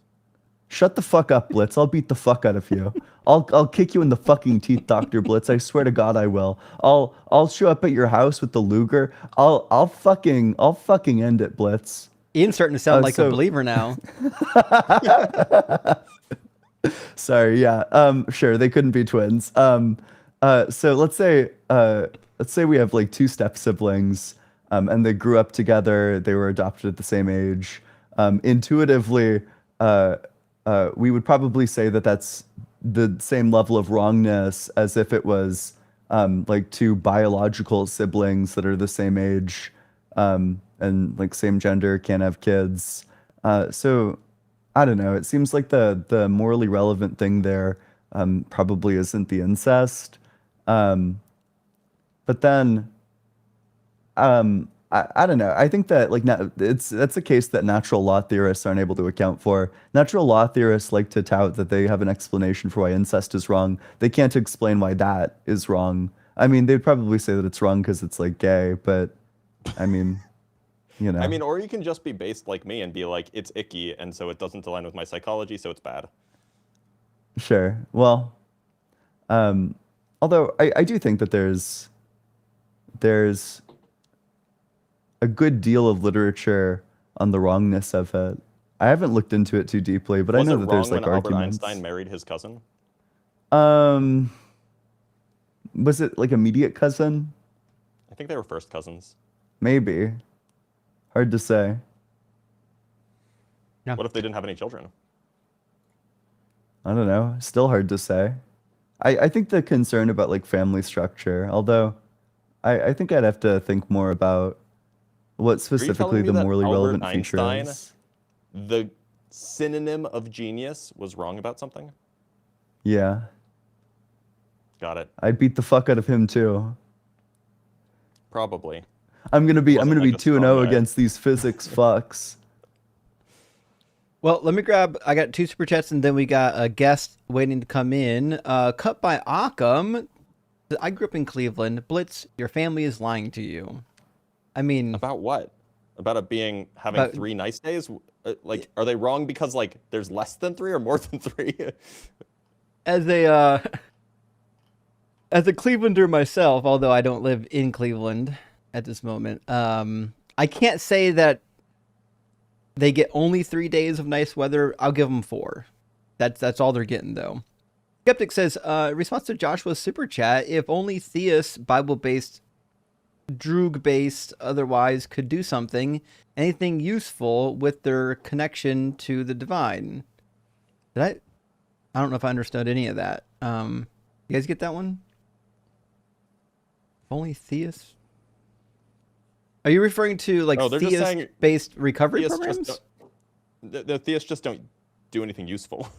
Oh, well, with their Yeah, like they're not like making positive impact in their community. I don't know if that's like strictly true. Yeah, I was gonna say that seems actually like evidently false. Like Martin Yeah. Luther King clearly made a positive impact in the community, and his position was at least partially inspired by his religious beliefs. Yeah. I don't know. Like I actually wish I think that there's like a lot of examples of theists doing good work in like a lot of communities. And in fact, I kind of wish that there was like atheist equivalents to this. All right, let's get Christian in here, and hopefully, maybe, possibly, we'll get some conversation going. How you doing, Christian? Although I don't think they're fully connected. I don't see them. Yeah. Can you hear me? Oh, I can hear you. We're good Yeah, now. we can hear you. Yeah, just I'm delayed doing on good. my Thanks end. for asking. Christian, are you at least 18? Yeah. And do you believe in God? Yeah. Okay. A specific God or a generic God? The Christian God. But my argument for God hinges on some conversation you guys had earlier on the stream. So I want some clarity. Is his connection bad for you guys? Oh, is No, his connection's fine. my lag It down? was slightly delayed when he came in, but it's fine for me now. Oh, but yeah, Blitz, earlier you said to one of my friends that the response to the uniqueness argument was like a robot, I think, a robot having the same properties, if you remember. Yes, one of your friends. Yeah, but what I'm confused about is if they have the same properties, wouldn't can't given hear anything he's substitutability saying. they'd be the same object? He is Yeah. breaking up now on my end too. Oh my god, bro. It's over. I'm hearing him clearly. No, Blitz's equivalent is specifically like a P zombie. So no, they wouldn't be the same object because this one wouldn't have a mind. So they wouldn't have the same properties. Yeah, it wouldn't have the same properties because one would have a mind and one wouldn't. That's what whoa. Blitz's example is saying. Although, Oh, Blitz, okay. are you here and are you aware? I can hear. I just can't really hear this guy. Oh, that's too bad. Wait, Wait, let me Christian, unplug would you mind just refreshing to make sure we're all on the same page?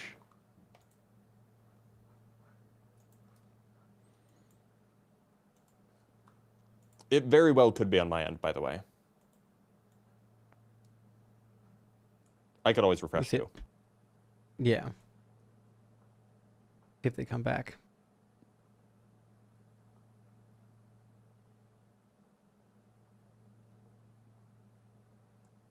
Nothing yet. Ian, I've been writing down syllogisms. Mhm. You've inspired me. I've been making syllogism for Christianity failures. And Yeah, I think what do you some of them are got? pretty simple. Premise Yeah. number 1, Jesus is the only visible face of God, which is supported by Colossians 1:15 and John 14:9, where it says that Jesus is the visible image of the invisible God. which means if you see God's face, the only face you could ever see is the face of Jesus. And it says in Exodus that no man can see the face of God and live, which means God does in fact have a face. The logical conclusion would be twofold, namely that God's face must be seeable without dying, so that claim is false, or that Jesus isn't God, because you can see Jesus's face and you didn't die. That's good. No, that's good. Yeah, that you'd probably want to like formalize the conditional as like it sucks because scripture isn't written in the explicit conditionals, but the way you'd probably want to formalize it is like if somebody sees the face of God, then they die. Like all of these people saw Jesus's face and didn't die. Therefore, Jesus's face is not the face of God. It's pretty close. I formalized but they did it. Die, Ian. It just took a while. True.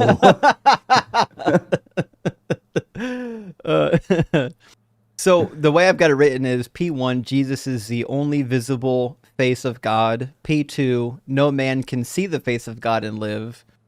The conclusion is that P1 and P2 contradict, that either Jesus is not God or you can see the face of God and live. Yeah, I think that's good. Okay. Dope.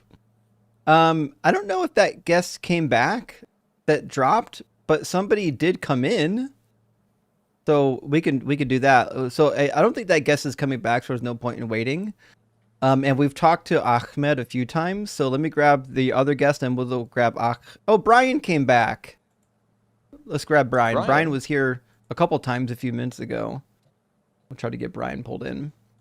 God, TikTok is so laggy today. I'm glad TikTok's I didn't post a wild video this today. Yeah.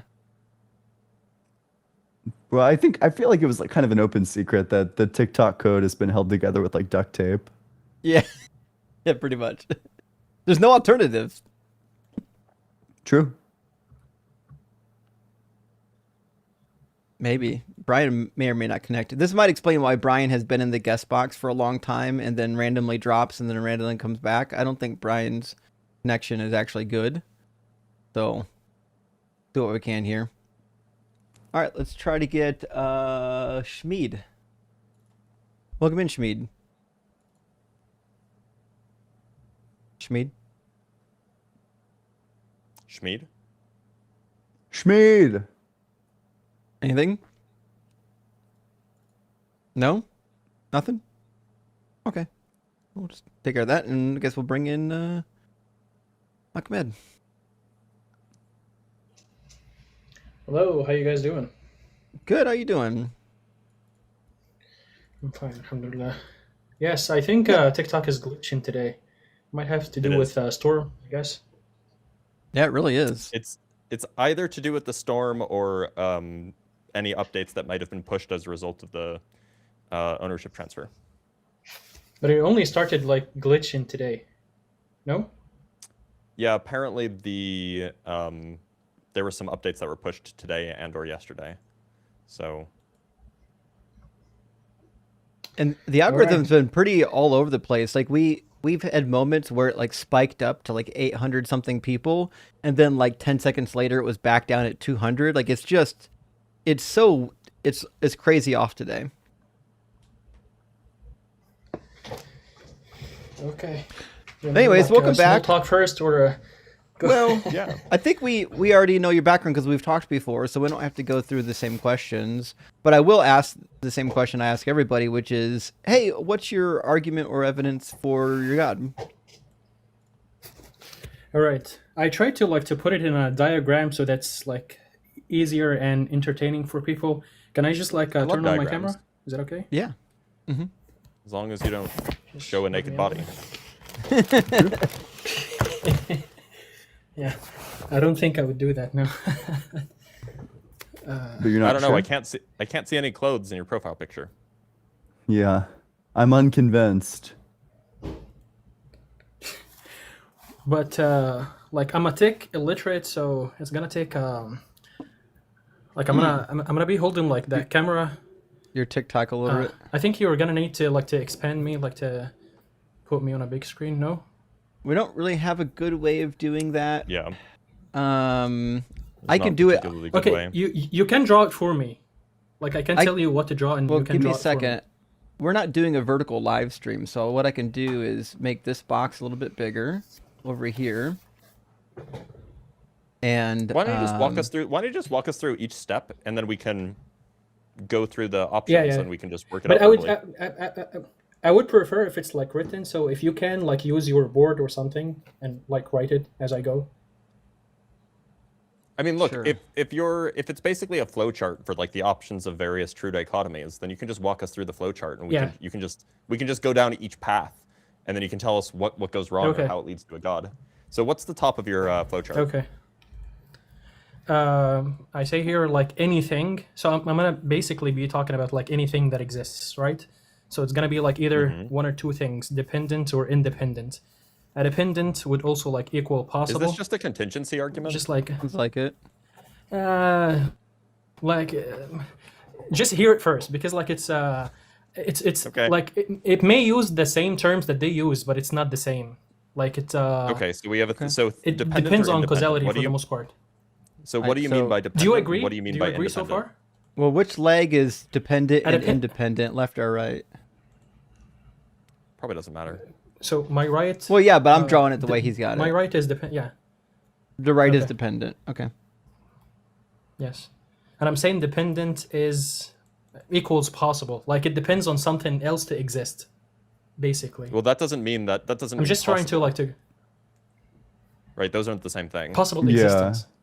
Like it's not necessarily yeah, that existence. doesn't follow. Something. If something is like, all right, let's maybe, not talk about maybe we would say then. like the squared circle is like dependent on the existence of like sides, but we wouldn't want to say that makes it like possible. I was trying to actually like a squared circle will be like impossible by the definition of both things, but I just like wanted to use possible to make it easier, so discard possible. Just like let's go for dependent. You just mean that. So by dependent, you just mean that it requires, in order for its existence to be to exist, in order for it to exist, it requires something else.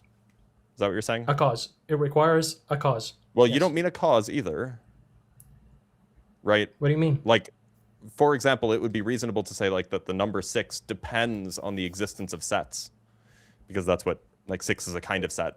But we wouldn't say that sets cause numbers. But yeah, we're talking. It's a grounding relation, about which anything is strictly that exists. non-causal. We're talking about something that exists like ontologically, like exists in reality. And when you say like 6, like if you say like 6 depends on 3 in a set, like if you're talking about like natural numbers, then it has like to go for like 1, 2, 3, 4, 5, 6. Okay, then I can give you a better 6 example. wouldn't happen until. Okay. I can give you a better example. Electrons just like have charge, and their charge is dependent on the existence of an electromagnetic field. However, we wouldn't say that the electromagnetic field causes charge. It's a grounding relation. The existence of charge depends on the electromagnetic field existing, but it's not like it's not like something is happening that's the electromagnetic field is doing to bring about the existence of charge. Well, that electron needs the electromagnetic charge for it to have like a negative charge, is it not? I think something was possibly lost in translation. All I'm saying is that you can have things that are ontologically dependent, that there is some sort of like non-causal relationship. I mean, like an relationship. electron is negatively charged, correct? Yes, an electron is negatively charged, but what it means to be And negatively for charged this is to that happen- it interacts with the electromagnetic field in a particular way. And so if there were no electromagnetic field, there would be no charge. And so Exactly. in that There is a sense, cause for it. I'm not. But it's not a cause. There's no causal relationship there. It's just like it's a grounding relation. How do you define cause then? We can define it. You can define it like minimally as like some sort of like, I don't know, like temporal productive relation, or like a productive relation that uses like laws of nature, something of that sort. Okay, so how about like if we use sufficient and insufficient? It's just like No. I'm just like trying to Because go with the, that- like the easier terms that we both agree on, because like this is not still like this is not even the argument. I'm not trying to be like difficult with this. The problem is that this just is not accurate because there's lots of things that are sufficient for other things that are not causal. You know, the fact that Socrates is a man and the fact No, that no, all men are no, I didn't mortal mean that. is I meant like sufficient for self-sufficient or self-insufficient. Like instead of saying dependent or dependent, I would say self-sufficient or self-insufficient. Would that work? Sure. Just I mean, I understand what dependent means. I think it's just like So important that we both understand what it means. Yeah, the reason why this is being brought up is because, and honestly, this is what happens whenever anybody makes a contingency-based argument, is because, like, when you conflate causation or requiring a cause with being contingent, with being independent, or with being dependent, you can come to all sorts of confused conclusions that just rely on equivocation. So that's why we're being very, very specific here. Would you rather I use contingent and non-contingent? You can use whatever word you use, just make sure that it means what you think it means and doesn't. No, I mean want to use a word something that we else. all agree on, so that we can So build dependent on. is fine, but so dependent is fine. The trouble is that you then equivocated dependent with requires a cause. Because this is how I define dependency. But again, like let's not talk about cause for now. Well, if so you want to could say just like caused or uncaused, that's fine. Yeah, that's fine. Caused or You could just uncaused. say, look, That's a thing is either good. caused or uncaused, and then we can Okay. just move on. Yeah.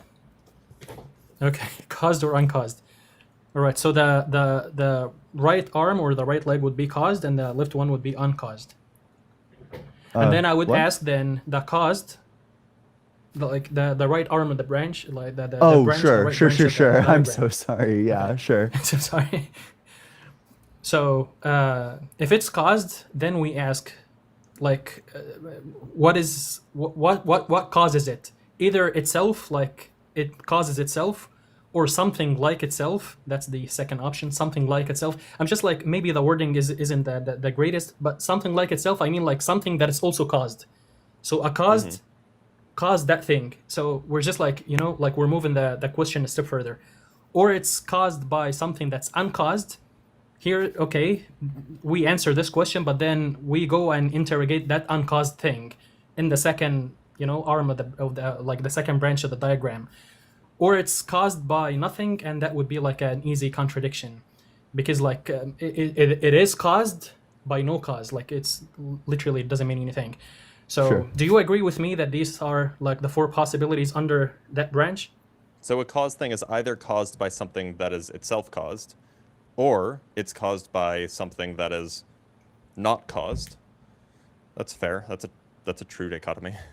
Caused by itself, like it causes itself to exist, which is also like a circular and contradiction, or caused by something that it's also caused, or caused by something that it isn't caused, or caused by nothing. So the first one, caused by itself, is like a clear contradiction, because like this is circular argument. Like it needs to exist. Like if let's just say like a mother is or a girl is the mother of herself. Like she needs to exist to make herself exist. Yeah, Like it that's doesn't make probably any sense. true. It's a circular argument. Okay, so that's an easy contradiction. fine. And then, okay, the fourth possibility, we also said that it's a contradiction. So we now have two options. Either it Yeah, it's depends either on caused something by that is another also cause. caused. Yep. Yes, or something that it's uncaused. Sure. The something that it's caused is gonna be further like two things. Either that chain of causality would be like circular or linear. If it's linear, like one causes if it's two, uncaused, causes you don't three, need to causes talk. four. If it's uncaused, it doesn't need. You don't If need to it's- talk about its cause. Yes, if it's uncaused, we'll investigate that this uncaused thing in the second side of the branch, like. So right now we're just like exhausting this third option, which is like it depends on something that itself is caused, right? So if it's caused, I'm saying like that cause would be either linear or circular. If it's circular, like one, as you can see here, if you can see, like one Yeah, sure. depends on two. And it doesn't matter like if you even like put like infinite numbers between 1 and 2, it doesn't matter, because eventually, because it's circular, it's gonna go like circle back to 1. So that would be the exact same as this option, which is like circular argument, because like it's circular causation. it goes Circular back to causation is probably okay. So that's an easy contradiction. Do you agree? All right. And if it's linear, then 1 causes 2, causes 3, causes 4, causes 5. If this goes for infinity, this will lead to a contradiction, because like you need 5 for 4 to exist, and you need 4 for 3 to exist, and you need 3 for 2 to exist. So if you need infinite numbers, then you need this, like these infinite numbers to exist, so that 5 exists, so that 4 exists, so that 3 exists, so that 2 exists, so that 1 exists. So if there's a case scenario where 1 exists, then this means that it didn't go for infinity, like it was a finite. Why not? Why couldn't like there chain be an of infinite causation number of causes beforehand? Yeah, I feel like we've actually had this debate before with you. Like when you first started coming to the live stream. Though, so... It's just like a different way of having the same argument. Yeah, but the thing is, I think, because like last time we didn't we didn't get to agree, like we didn't like get to exhaust these options, or maybe like I couldn't explain myself in a good way to you guys. So like I think like if this way, like the diagram, like it's easier for me and for you to see what I'm talking about. So if it goes for infinity, like that chain this is of just causation. the contingency argument that rests on the idea that you can't have an infinite past. Like you're just saying that you can't have an infinite past. You this can't is no have different causal than infinite like past. Aquinas's arguments. No, totally different. Totally different. Yeah. What would be the argument that you can't have an infinite regression, by the way. past? I don't mind. Like I have infinite in my paradigm, by the way. Like I don't mind infinite regression. I'm talking And why about can't you causal have infinite regression. Why can't you have an infinite chain? Fair enough. That's why I'm saying like this. If you have an infinite chain, like infinite causes, then you need those infinite causes to happen, for 5 to happen, for 4 to happen, for 3 to happen, for 2 to happen. Yeah, we're aware. Like, yeah. So what's that word that I said at the beginning? Like you need an infinite number of causes to happen. Infinite means there would be, unended. Happen means ended. So unended ended. That's a contradiction. No, the point is that there would be an infinite number of distinct things that happened. And to be clear, so you can't really talk about an infinite number of things, but there would be there'd be a set that is infinite, and in that set, each thing has happened. There's no issue with that. All right, there is an issue with that. It's just like two things here. First of all, I'm not saying like it could be like an infinite circle that already exists and like it didn't have a beginning. Like the first one that I said here, like if this is circular, about a circle. We're talking about linear causation. I know. So if we're talking about linear causation, and you say that this linear causation goes for infinity, this means that you have infinite number of causes that happened. Yep. Okay. So what does infinite mean? Infinite means unended. Correct? No, it doesn't mean unended. In this case, it just means there's no the beginning. Well, specifically, infinite in this case specifically means that the set of causes that have happened is greater than any finite set. That's all it means. Okay, if it has happened, then it's finite. Whatever happened is finite, not infinite. That doesn't follow. Okay. All right. Try again with me. One, like, what's the word? If and only if 5, then 4. If and only if 4, then 3. Causes are not if and only if 3, then 2. Causes are not if and only if. I'm just trying to word it. Yeah, but I'm just trying to word it like this so that you follow what I'm trying to say. Like you get what I'm trying to say. It's like so it's 1 only if 2, only if 3, only if 4, only if 5, and that goes on forever, and there's no issue there. How about like if I say if and only if 5, then 4? Because like this is the linear causation. Linear causation means that 4 would never have happened except if 5 happened. So you don't want to use Correct? if and only if. You want to use only if you're going in that direction, or you can use if you're going the other direction. The point is that if and only if implies a symmetry there, that if 3 happens, then 4 happens, and if 4 happens, then 3 happens. You don't want that. You want that if 4 happens, then 3 happens. This is exactly what I want. No, then it's not causation, it's symmetrical. No, it's not symmetrical. Like if and only if. If and only 5, if is by then definition 4. symmetrical. There is then. You mean only if? No, it's not if. It's just only if. Okay, only. It's not. But okay, like for the sake of argument, let's just like use only if, because like again, like I'm interested in using like like similar terms that we both agree on. So I'll drop the if. Maybe I'm wrong in the F. I don't think I am, but I don't want to like argue this point because like for me it's a moot point. Only if works, Dr. Blitz. So 1, only if 2, only if 3, only if 4. Can we go only from if back? 5, and then you go on forever. I'm literal minded. So can we go from 5, like 5? Yeah. Only, so it would be 5 if. So 5 would cause 4 in your view, right? Like 4. That's the analogy Yes. here. So then you would say if Yes, 5, yes, then that's it. 4. If 5, then 4. Okay. Yeah. There that's is no equivalent only. Like to- you didn't use only. Well, no. So that's because the order changed. The order change matters. So if 5, then 4 is the same thing as 4 only if 5. Okay. Fair enough. So if 5, then 4. If 4, then 3. If 3, then 2. So this means that 2 will never happen if 5 didn't happen, correct? Yeah. You agree with me? Okay. So Yeah. now if we say if infinity, then 5, then infinity has to happen for 5 to happen, for 4 to happen. Yep. But what does infinity happen means?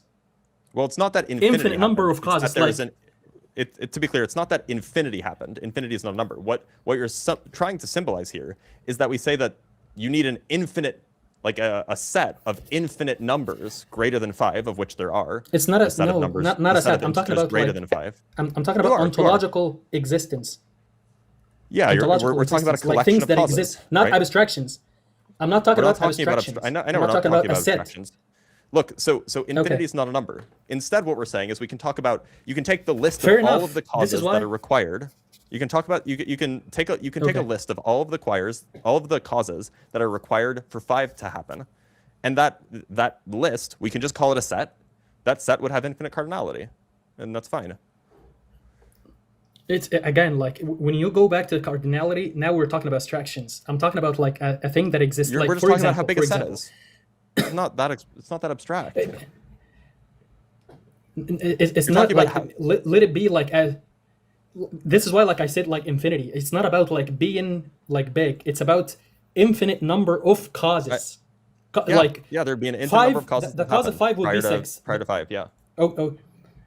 Okay. Yeah. Can 5 happen What's if the issue with that? 17 didn't happen?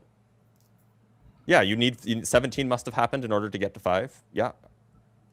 Fair enough. If that chain continues to go forever, like 17 didn't happen yet because its cause didn't happen yet, which is 18. Why 18 didn't happen? Because Why can't you 19 have didn't had happen. why can't you have had all of the numbers before 5 happened already? Okay, if all the numbers Sorry, already after 5. like okay, this means that the linear chain of causation didn't have a beginning. Yes. It already exists. Yeah, he nailed That's it. the Yeah. view. Yeah, that is the view. Yeah. Okay, this would take us to this branch, the other branch. I'm still in this branch. If it has a beginning, It sounds like you're at the wrong branch. I'm though. still in We don't this believe branch. in the beginning. Yeah, I mean, sure. If you take the if So you're now you're investigating the saying- branch where like each caused thing has itself has a cause that's caused, then yeah, you end up with a infinite amount of causation prior to any given effect. But now you agree with me that you have to have like necessary existence. No. Like it always existed. No, like everything this. everything The can be set causally itself. dependent on something prior. Is the set itself always existed, or does it have a The beginning? set If it itself has a beginning, the set then we're itself here. is a conceptual thing. The set itself is not a thing that exists. It's just a conceptual. It's just a way of understanding. Now you're it. starting to get what I'm trying to say. If it's conceptual, then it cannot go it's abstraction. If it's conceptual, it's abstraction. Look, correct? so we use abstractions to understand things, but that doesn't mean that the abstractions themselves have ontology.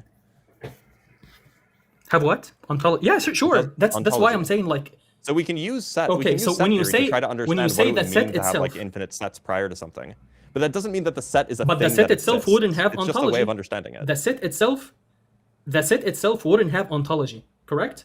Yeah, I mean abstractions don't have to have ontology unless you're a Platonist. That was my point that I was saying like 3 minutes ago. Shots I fired. was saying this literally. I was Right. So, but that doesn't mean we can't use abstractions to understand what's happening. But no, I'm talking about, again, like these are physical causes. Like these are causes that exist ontologically. Like for example, and we if can I tell you like this statement, conceptualize those causes in like using mathematics. It doesn't mean that mathematics like exists on its own. Yeah, we can conceptualize it. Conceptualize it, but it will never manifest in ontology. Will never manifest. Will never happen. The concept won't. That doesn't mean that the things the concept describes do. The concept describes individuals, correct? Individuals. The concept describes a collection. Not the totality. Not the totality of causes, correct? So we can talk about the collection of individual causes, and we can use abstractions and concepts to try to understand what that collection of individual causes could be, how it behaves. But that collection, that collection, like how many people are on the panel right now? Like 4, correct? Me and 3 of you. Yep. Okay, like if I ask you like how many like things ontologically exist, would you say Ian, Justin, Blitz, Ahmed plus their totality? No. Or the totality is a concept. That's the like point. It's not something that exists. The set itself is an abstraction. It's a way of understanding the things that we're talking about. And so you can use that abstraction to understand infinite sets. There's no issue there. To understand is one thing, but I'm talking about like for it to manifest, it will only manifest as individuals. It will not manifest as the total, correct? Yes, it is a collection of individuals. I agree. Individuals, or right. So the individuals, and those we're individuals saying, could all have happened. And there could be infinitely many of them. But the thing is, these individuals either or, they're either have a beginning or they're eternal. Don't have a beginning. Which one do you choose? Individuals. I'm talking about individuals. So any given individual is like a finite thing. You can just have infinitely many of them. Fair enough. But look, if it's finite thing, that it has a beginning, correct? Ahmad, unfortunately, we don't have a whole lot of time, and there's a few people that we actually want to bring up. So we are going to let you go, especially because we've spoken before. But thank you for being here. We can talk again later. It's just we're nearing the end of the live stream. Can I continue with this like quickly though? We just don't have the time for it. Yeah, come back next week. Yeah, unfortunately, there's like boss music playing right now. Okay. As we're about to face off against the 3 horsemen or something. They were called Christian 3, Christian 4, and so on, but now they're Horseman 1, 2, and 3. Yeah, Horseman. Thank you for having me. Cheers, man. Of course, yeah. Feel free to come back next week. Catch the notion about capitalizing the name, and it's a bit awkward. I kind of read it like a huntsman.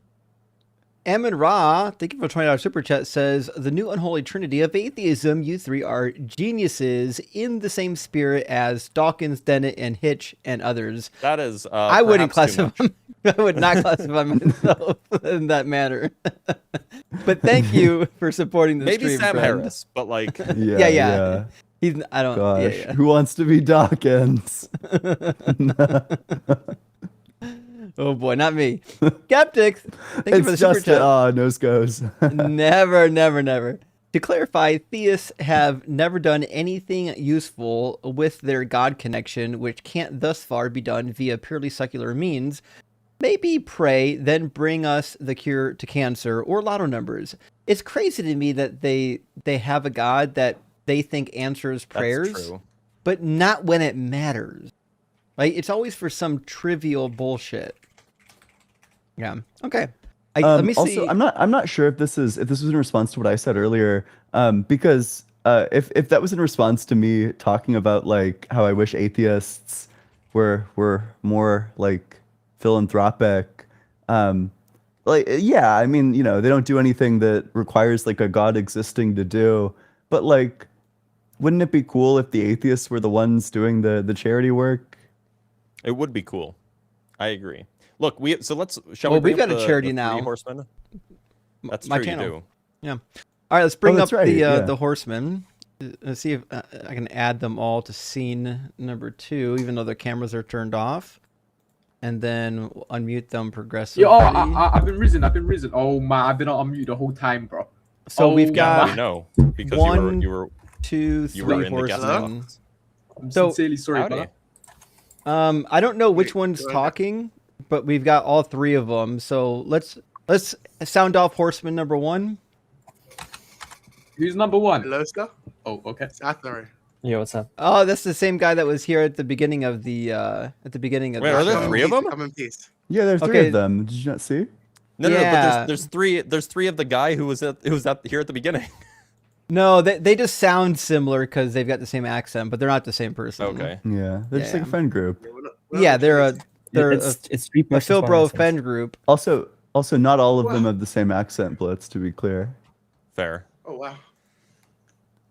Okay, But- so it sounds like Do it's you mean it? it's Phil Bro hour, so have at it.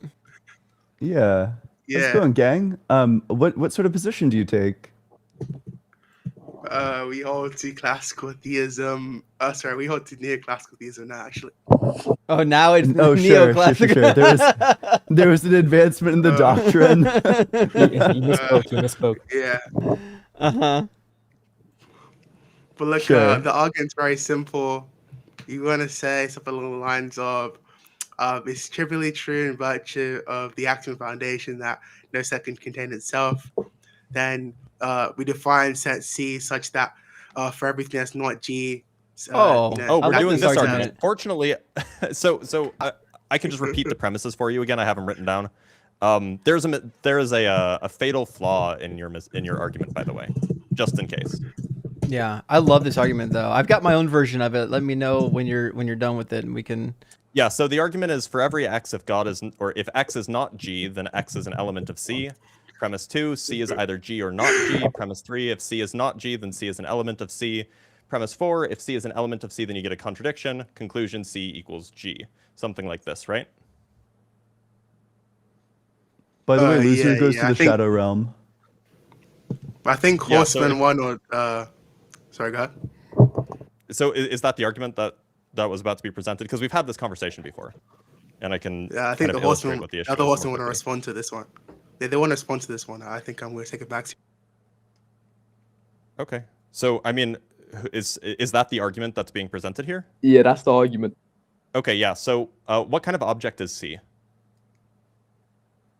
You got Is answer it a to the set question, or Horseman? so Yeah, I it's mean, a set. presumably we're like in ZFC, right? So like, is C a proper class? Is it a set? No, we're using naive set theory. No, Oh, no. you're using naive set theory. Oh, No, you don't no, want to do no. that Look, because look, then look. Well, because then P4 Well, is not true. oh, No, look, wait, we're for on to a view in clarification. which, Wait, I'll clarify. We're using naive set theory plus MBG, sir. Plus M, you'll have to. I don't know your Yes. abbreviations. von Neumann-Gödel set theory. Look, what we're trying to say is we hold to a view akin to ZFC. We reject, unrestricted. We reject restricted comprehension. We hold to unrestricted comprehension, sir. That's what we want to say. Okay, so can you quantify over proper classes? Yeah. Okay, why can you do that? What kind of or how do you do that if a proper class is defined merely as a formula? We just take some type-free view on sets such that we just treat sets and proper classes as terms such that they can be quantified over, similar to type-free Okay, so property theory.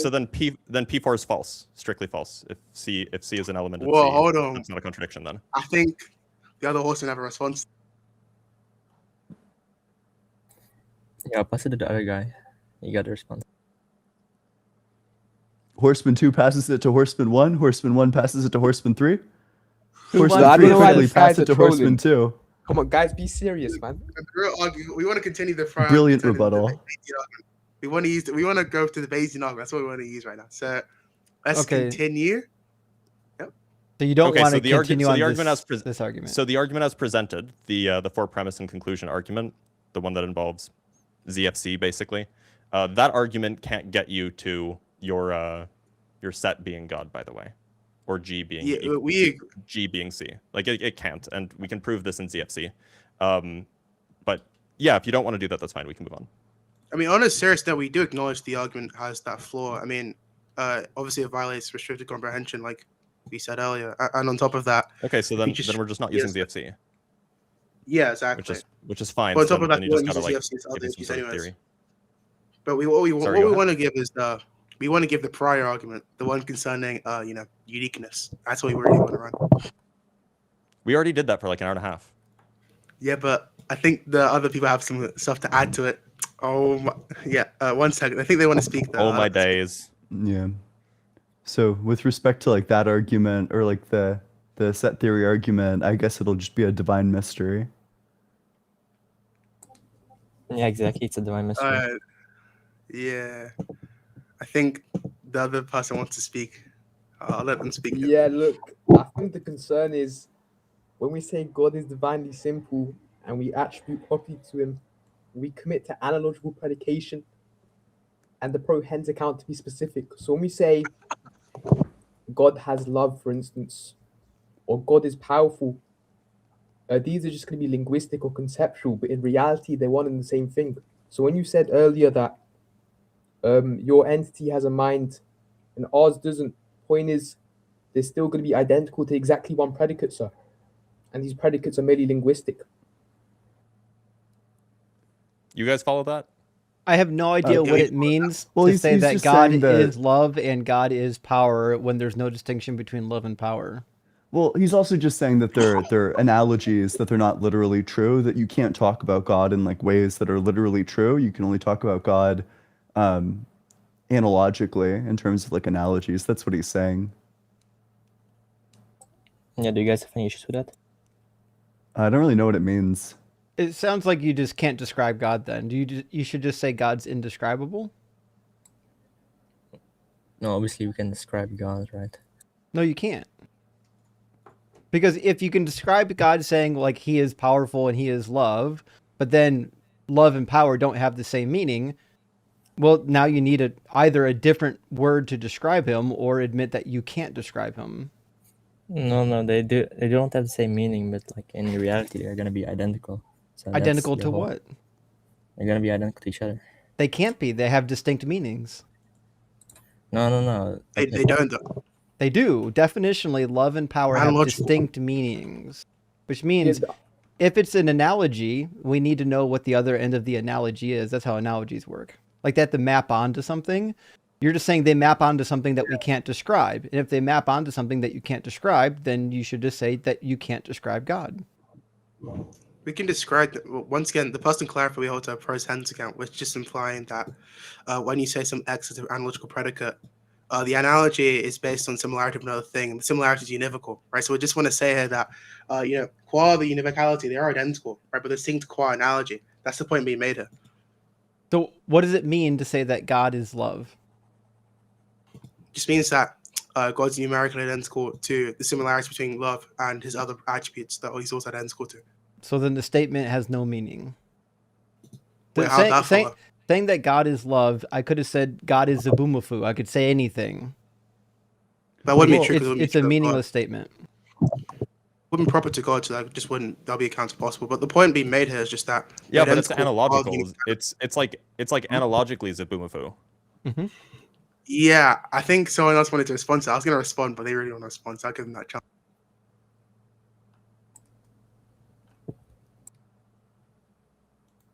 What the fuck happened to Horseman 3? They're leaving. They dropped. They got cooked by Zabumafu.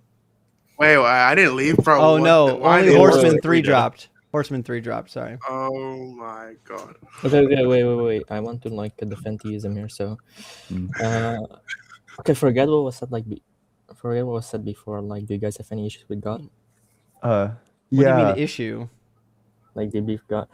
Do you have an argument against theism? I'm actually just really mad at him. True, I just don't want him to exist. Same. That's not really an argument. Gosh. Yeah, well, that was analogically true. So here's an argument. Would you hold to creation ex nihilo? Do I hold to creation ex nihilo? Sure. Okay, so prior to God creating, let's describe this as like the pre-creation moment. That's what it's called in the literature. In the pre-creation moment, does God know that he exists without creation? Yeah. Okay. Right now, does God know that he exists without creation? No. That's a change in his knowledge. Yeah, but I'm a new classical theist, so I accept that God changed in his knowledge. Or do you hold the simplicity? No, no, no. Okay. I'm more- How do you I'm more- avoid the argument from aseity to simplicity? What's the argument? Go ahead. Yeah, the argument is that a whole depends on its parts. Therefore, if God is ase, then he does not depend on anything, so God does not have parts. Wait, why should I accept the definition of aseity? It's just the standard definition that God does not No. depend on anything. Like anyone can just go to Google right now. Well, no, that's not. And Well, why type would? like what does aseity mean, and you'll come away with the impression that it means that God exists like independently. No, I when I mean, say- if you mean something else by aseity, No, I mean- would you grant that your God is dependent? He's a dependent being. Yeah, on himself, sure. It's not an issue. Self-dependent. Yeah. Okay, so God is more fundamental than God. No. No. In the context of like a whole depending on his parts, sure, I would say like God depends on his parts to exist, but I wouldn't say like God depends on anything outside of himself. So I still remain like insist that God is as saying like in a relevant sense here. But you And- would say that God is not the ultimate foundation. His parts are. What do you mean? No, I would say. What do you mean like? Okay, like Yeah, that in terms of fundamentality, like what depends on what. The fundamental thing is not God; it's his no, parts. but the parts constitute this object which is called God. So, But the they are metaphysically non-fundamental. So the parts are fundamental, and then God would be non-fundamental because he's dependent on it, and the fundamental thing is not dependent. wait, the fundamental thing is not dependent. That's just what it means to be fundamental. Yeah, when I say God is fundamental, I wouldn't say God's dependent on anything outside of himself. The parts don't exist outside of himself, so God Well, isn't. that's just not really what fundamental means. Fundamental means that you're not grounded in anything. Everything is grounded in you. What do you take like a grounding relation to be? I don't know, just like generally saying that this thing exists because of this other thing, like metaphysical determination that is irreflexive and asymmetric. Okay, so what's your whole point? Like, are you just trying Just to say that- that if Would you Just say that that simplicity. in relation to idempotent? I have no clue. I'm agnostic to this. That'd be pretty relevant though. I have no clue. If you think it's relevant, you can make a point, but I'm agnostic to it. I don't even know, like, are you using idempotent in the standard mathematical way where an operation applied twice gives you, gives itself Yeah, back? the But same how, result. Yeah. But how is that used on a binary relation like a grounding relation? Well, I'll just give an example. We could just say something like, f of x results in f of x. That'll be an example of idempotence. Where Right, but f is but your a grounding relation is binary, right? We agree with that. Meaning Yeah. yeah. So a grounding So what do you relation is say- binary, and it has it like in order to have an like an idempotent or an idempotent operation, its domain has to be the same as the range, or at least the range has to be a subset or a subspace of the domain. And But, by like, range, if you just the- if mean the set. The Well, just to clarify, you mean what? It's the image of the domain. You define the range as the image of the what?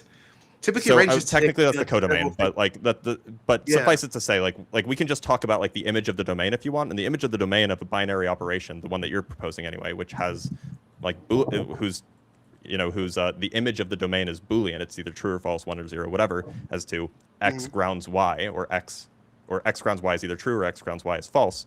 Then you can't apply the operation on the output again.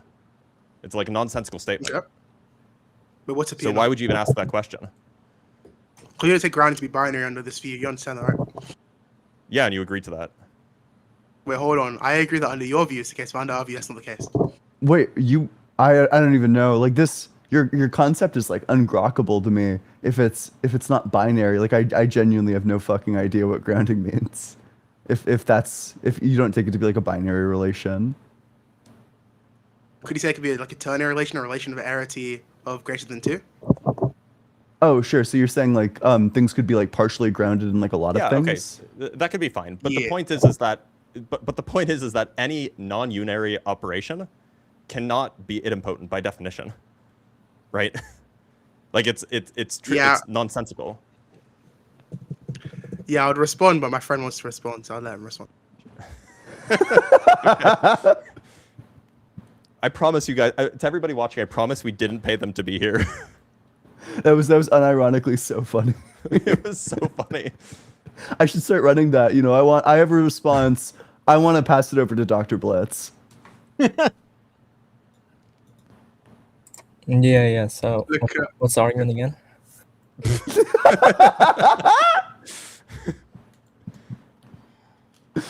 You guys are great.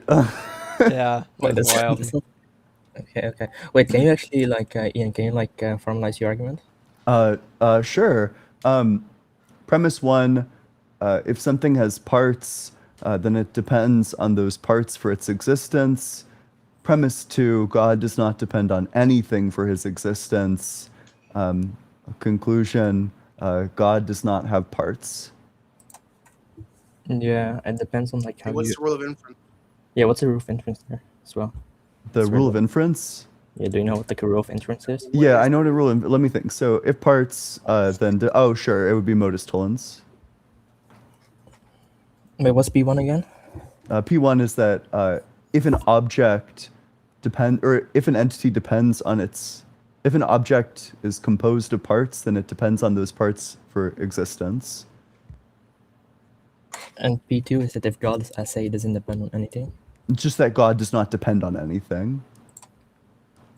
Wait, do you understand aseity refers to in being's existence not being derived from something else, right? Yeah, independent, you might say. Okay, but wait, would I be committed to saying that the whole derives its existence from the parts? Yeah. No, how does that follow? Wait, sorry, what? Because how would that follow? He wants you to substantiate that. So wait, he wants me to defend what? That God derives its existence. That God derives its existence from his parts. I'm sure. I'm confused which premise is in contention. P2. So P2, that God does not depend on anything? No, wait. Yeah, wait, what's wait. Yeah, what's P3? What's P3 again? P3? There is no P3. It's just the conclusion. Therefore, God does not have parts. If something has parts, then it depends on those parts for existence. God does not depend on anything for his existence. Therefore, God does not have parts. Okay, but when you say, wait, if something has parts, then it depends on those parts for its existence? Yeah. Okay, but again, I gave my response. I said to you, when we affirm a aseity for God, we wouldn't say the parts are something that's, we would say the parts would constitute God. They wouldn't be something that exists outside of God. So you could still insist aseity in the sense, in a relevant sense here, in which we would say God's independent from anything outside of himself. Anything for example, creation, we would say that God's not God's independent from creation, and in that relevant sense, we could insist that God is still ase, because God doesn't derive his existence from anything other than himself. So I guess probably the critique of this that I'm going to have is just that this commits you to the view that God is not ultimate. Yeah, again, wait. When we say God is ultimate, we're saying this one object, which is considered by its parts, is ultimate. So even though God depends on its parts for its existence, the whole, as a whole, the object itself is still going to be ultimate. Wait, so you think a thing can be ultimate but also dependent? Yeah, if understood correctly, well, I don't see any issue. I guess I'm confused as to why it wouldn't be the case that everything isn't ultimate. Wait, define ultimate. I just take ultimate to be completely metaphysically independent. Yeah, okay, dude, okay, but that's ambiguous because I told you when we say God's independent, we are saying that he's independent from anything other than himself. We're not saying, we can still insist that God is dependent on his parts because the parts are not something that's other than God. They don't exist outside of God. Are they distinct from God? They're distinct from God, but it's not going to be an issue to my view because I said they're not going to be something that's exists outside of the one object. So, wait, they are distinct from God. So God depends on these things that are distinct from him. Yeah, that's fine. Then he's not ultimate. No, but the parts wouldn't be external to God. That doesn't matter. If it depends on something that's not identical to himself, then that means that he's a derivative being. He's not ultimate. Yeah, I don't. Again, dude, I keep telling you that when we say God's metaphysically independent, we are saying that he's not dependent on something external to himself or outside of himself. The parts, even though they are the same, don't exist outside of God, the one object which we call God. They constitute this one object, so they exist. They exist internally to God. So we don't have any issue here.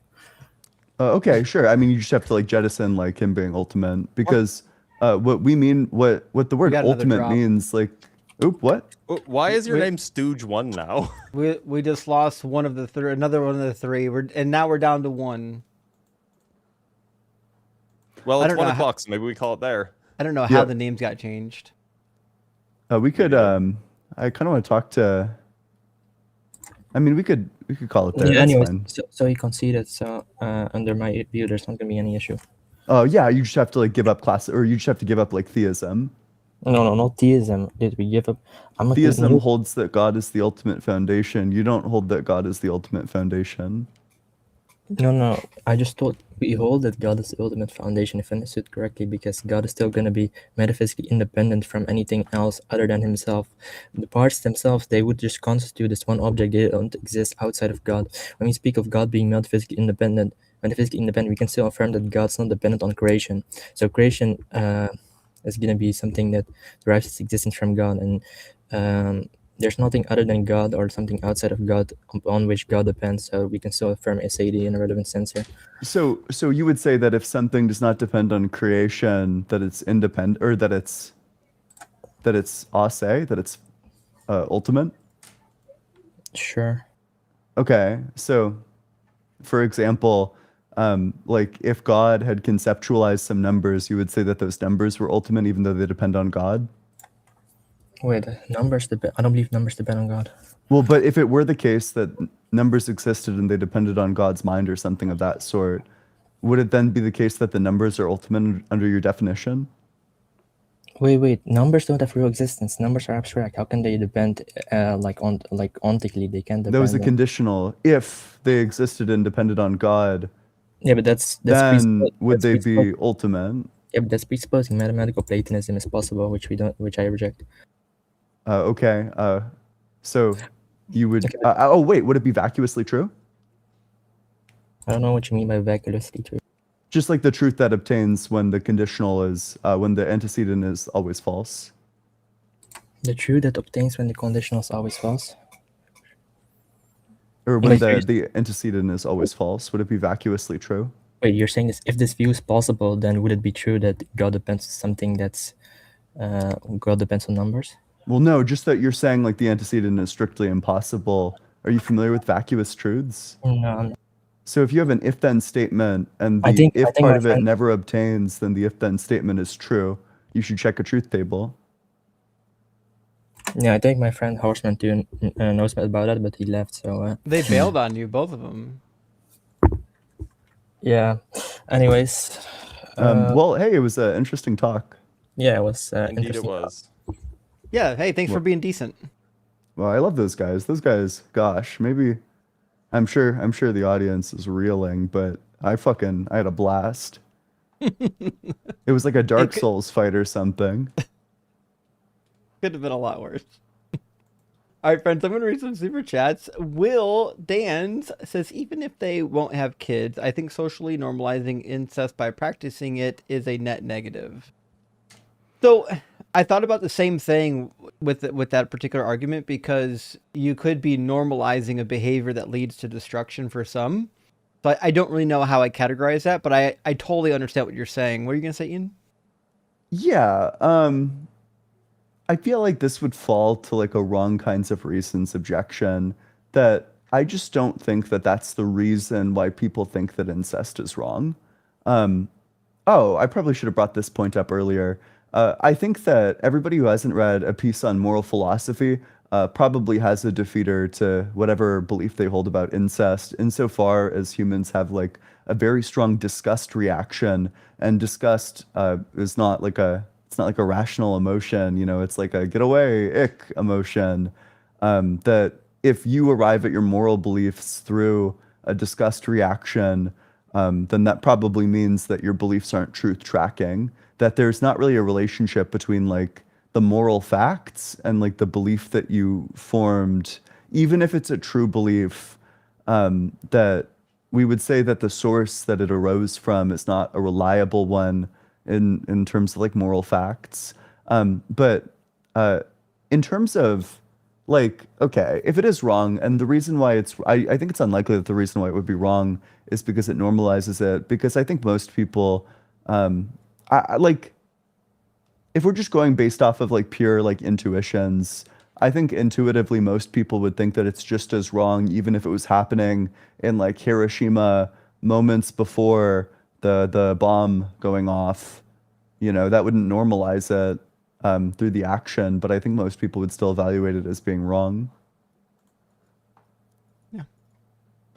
Boyce, thank you for the $2 super chat. Says all atheist activism time eaten up to fight Christians. That's a fair point. You know, there's a lot of atheism where our time is consumed just combating against like the dangerous things that religion is teaching. Plus, we're not that big of the population. We're like 4% of the population in the Western world. Although I think it's growing. Just some guy says 3 Phil bros stacked up in a trench coat. Yep. Yeah, that's exactly what happened. Kelly, thank you for your additional $5 super chat. Really appreciate that, friend. And Carlos, thank you for your super chat. Says, okay, gentlemen, thanks for today's stream. It was great being late tonight, having to be prepared. Gotta go in 3, 2, 1, bye. Well, Carlos, I hope you have a great night. Bye. This guy's a sex haver. Right? This guy's dog. laying some pipe. Dennis says, horsemen, more like donkey boys. Yeah. I liked him. I'll defend him. Clap says, cafe? Call in. Oh, that must be a chatter. Call in. You make way more sense live. Or you'll make way more sense live. Yeah, I do love the amount of people that will try to debate like in the comments. It's fun. Like if you have a really good argument, just call in. Like I mean, you could convert all of us maybe. Slow says, this is the weirdest circle jerk I've ever seen. I wonder if there's a cookie involved too. Was the boss music Little Einsteins? Rock hard for Zaboomafoo. I didn't know who they were, but also it was very funny that they tried to run that argument. They did get like high key like sniped by Blitz. And collapses 3 dudes in a is that Jizz cut? Jizz Kuit? Jizz Kit. Jizz cult? Is it a not Jizz Kit? Not I imagine if I had to take a wild stab at what that is, it's probably like a biscuit that you jizz onto and then eat. It seems to be yeah, what's happened here. We've got 2 words that have been combined. I can't think of what else it might be. I disavow. Ian got canceled today. Pete, thank you for the $5 it's not my fault. I feel like we're at a point where one of us gets canceled like every week. Pete says, philosophizing your God into existence, does that make Jesus happy for a Phil bro? And do they feel proud trying to prove it? Great class today, guys. Well, thank you, Pete. And you're right. Like, there's a certain amount of like the philosophies being deployed to make God a reality, rather than asking themselves what is actual reality. If you like are dishonest, there's a lot of things you can philosophize into existence, like Lisa the Rainbow Giraffe. Also, Sans Sensibility, thank you for the $5 super chat. Says, thank you for all you do. Have a lovely Sunday. Stone, lava, and salt. Indeed. Well, thank you, Sans. Appreciate that. I think that's the last of our super chats. And sorry for the raiders coming in from Mezzo's live stream. We're just ending, but it's good to see you, friends. Anything to add? I don't think so. All right, friends. Enjoy the rest of your day. Stay warm, and we'll see you next week. Oh, I'm so cold. It's only 64 degrees out.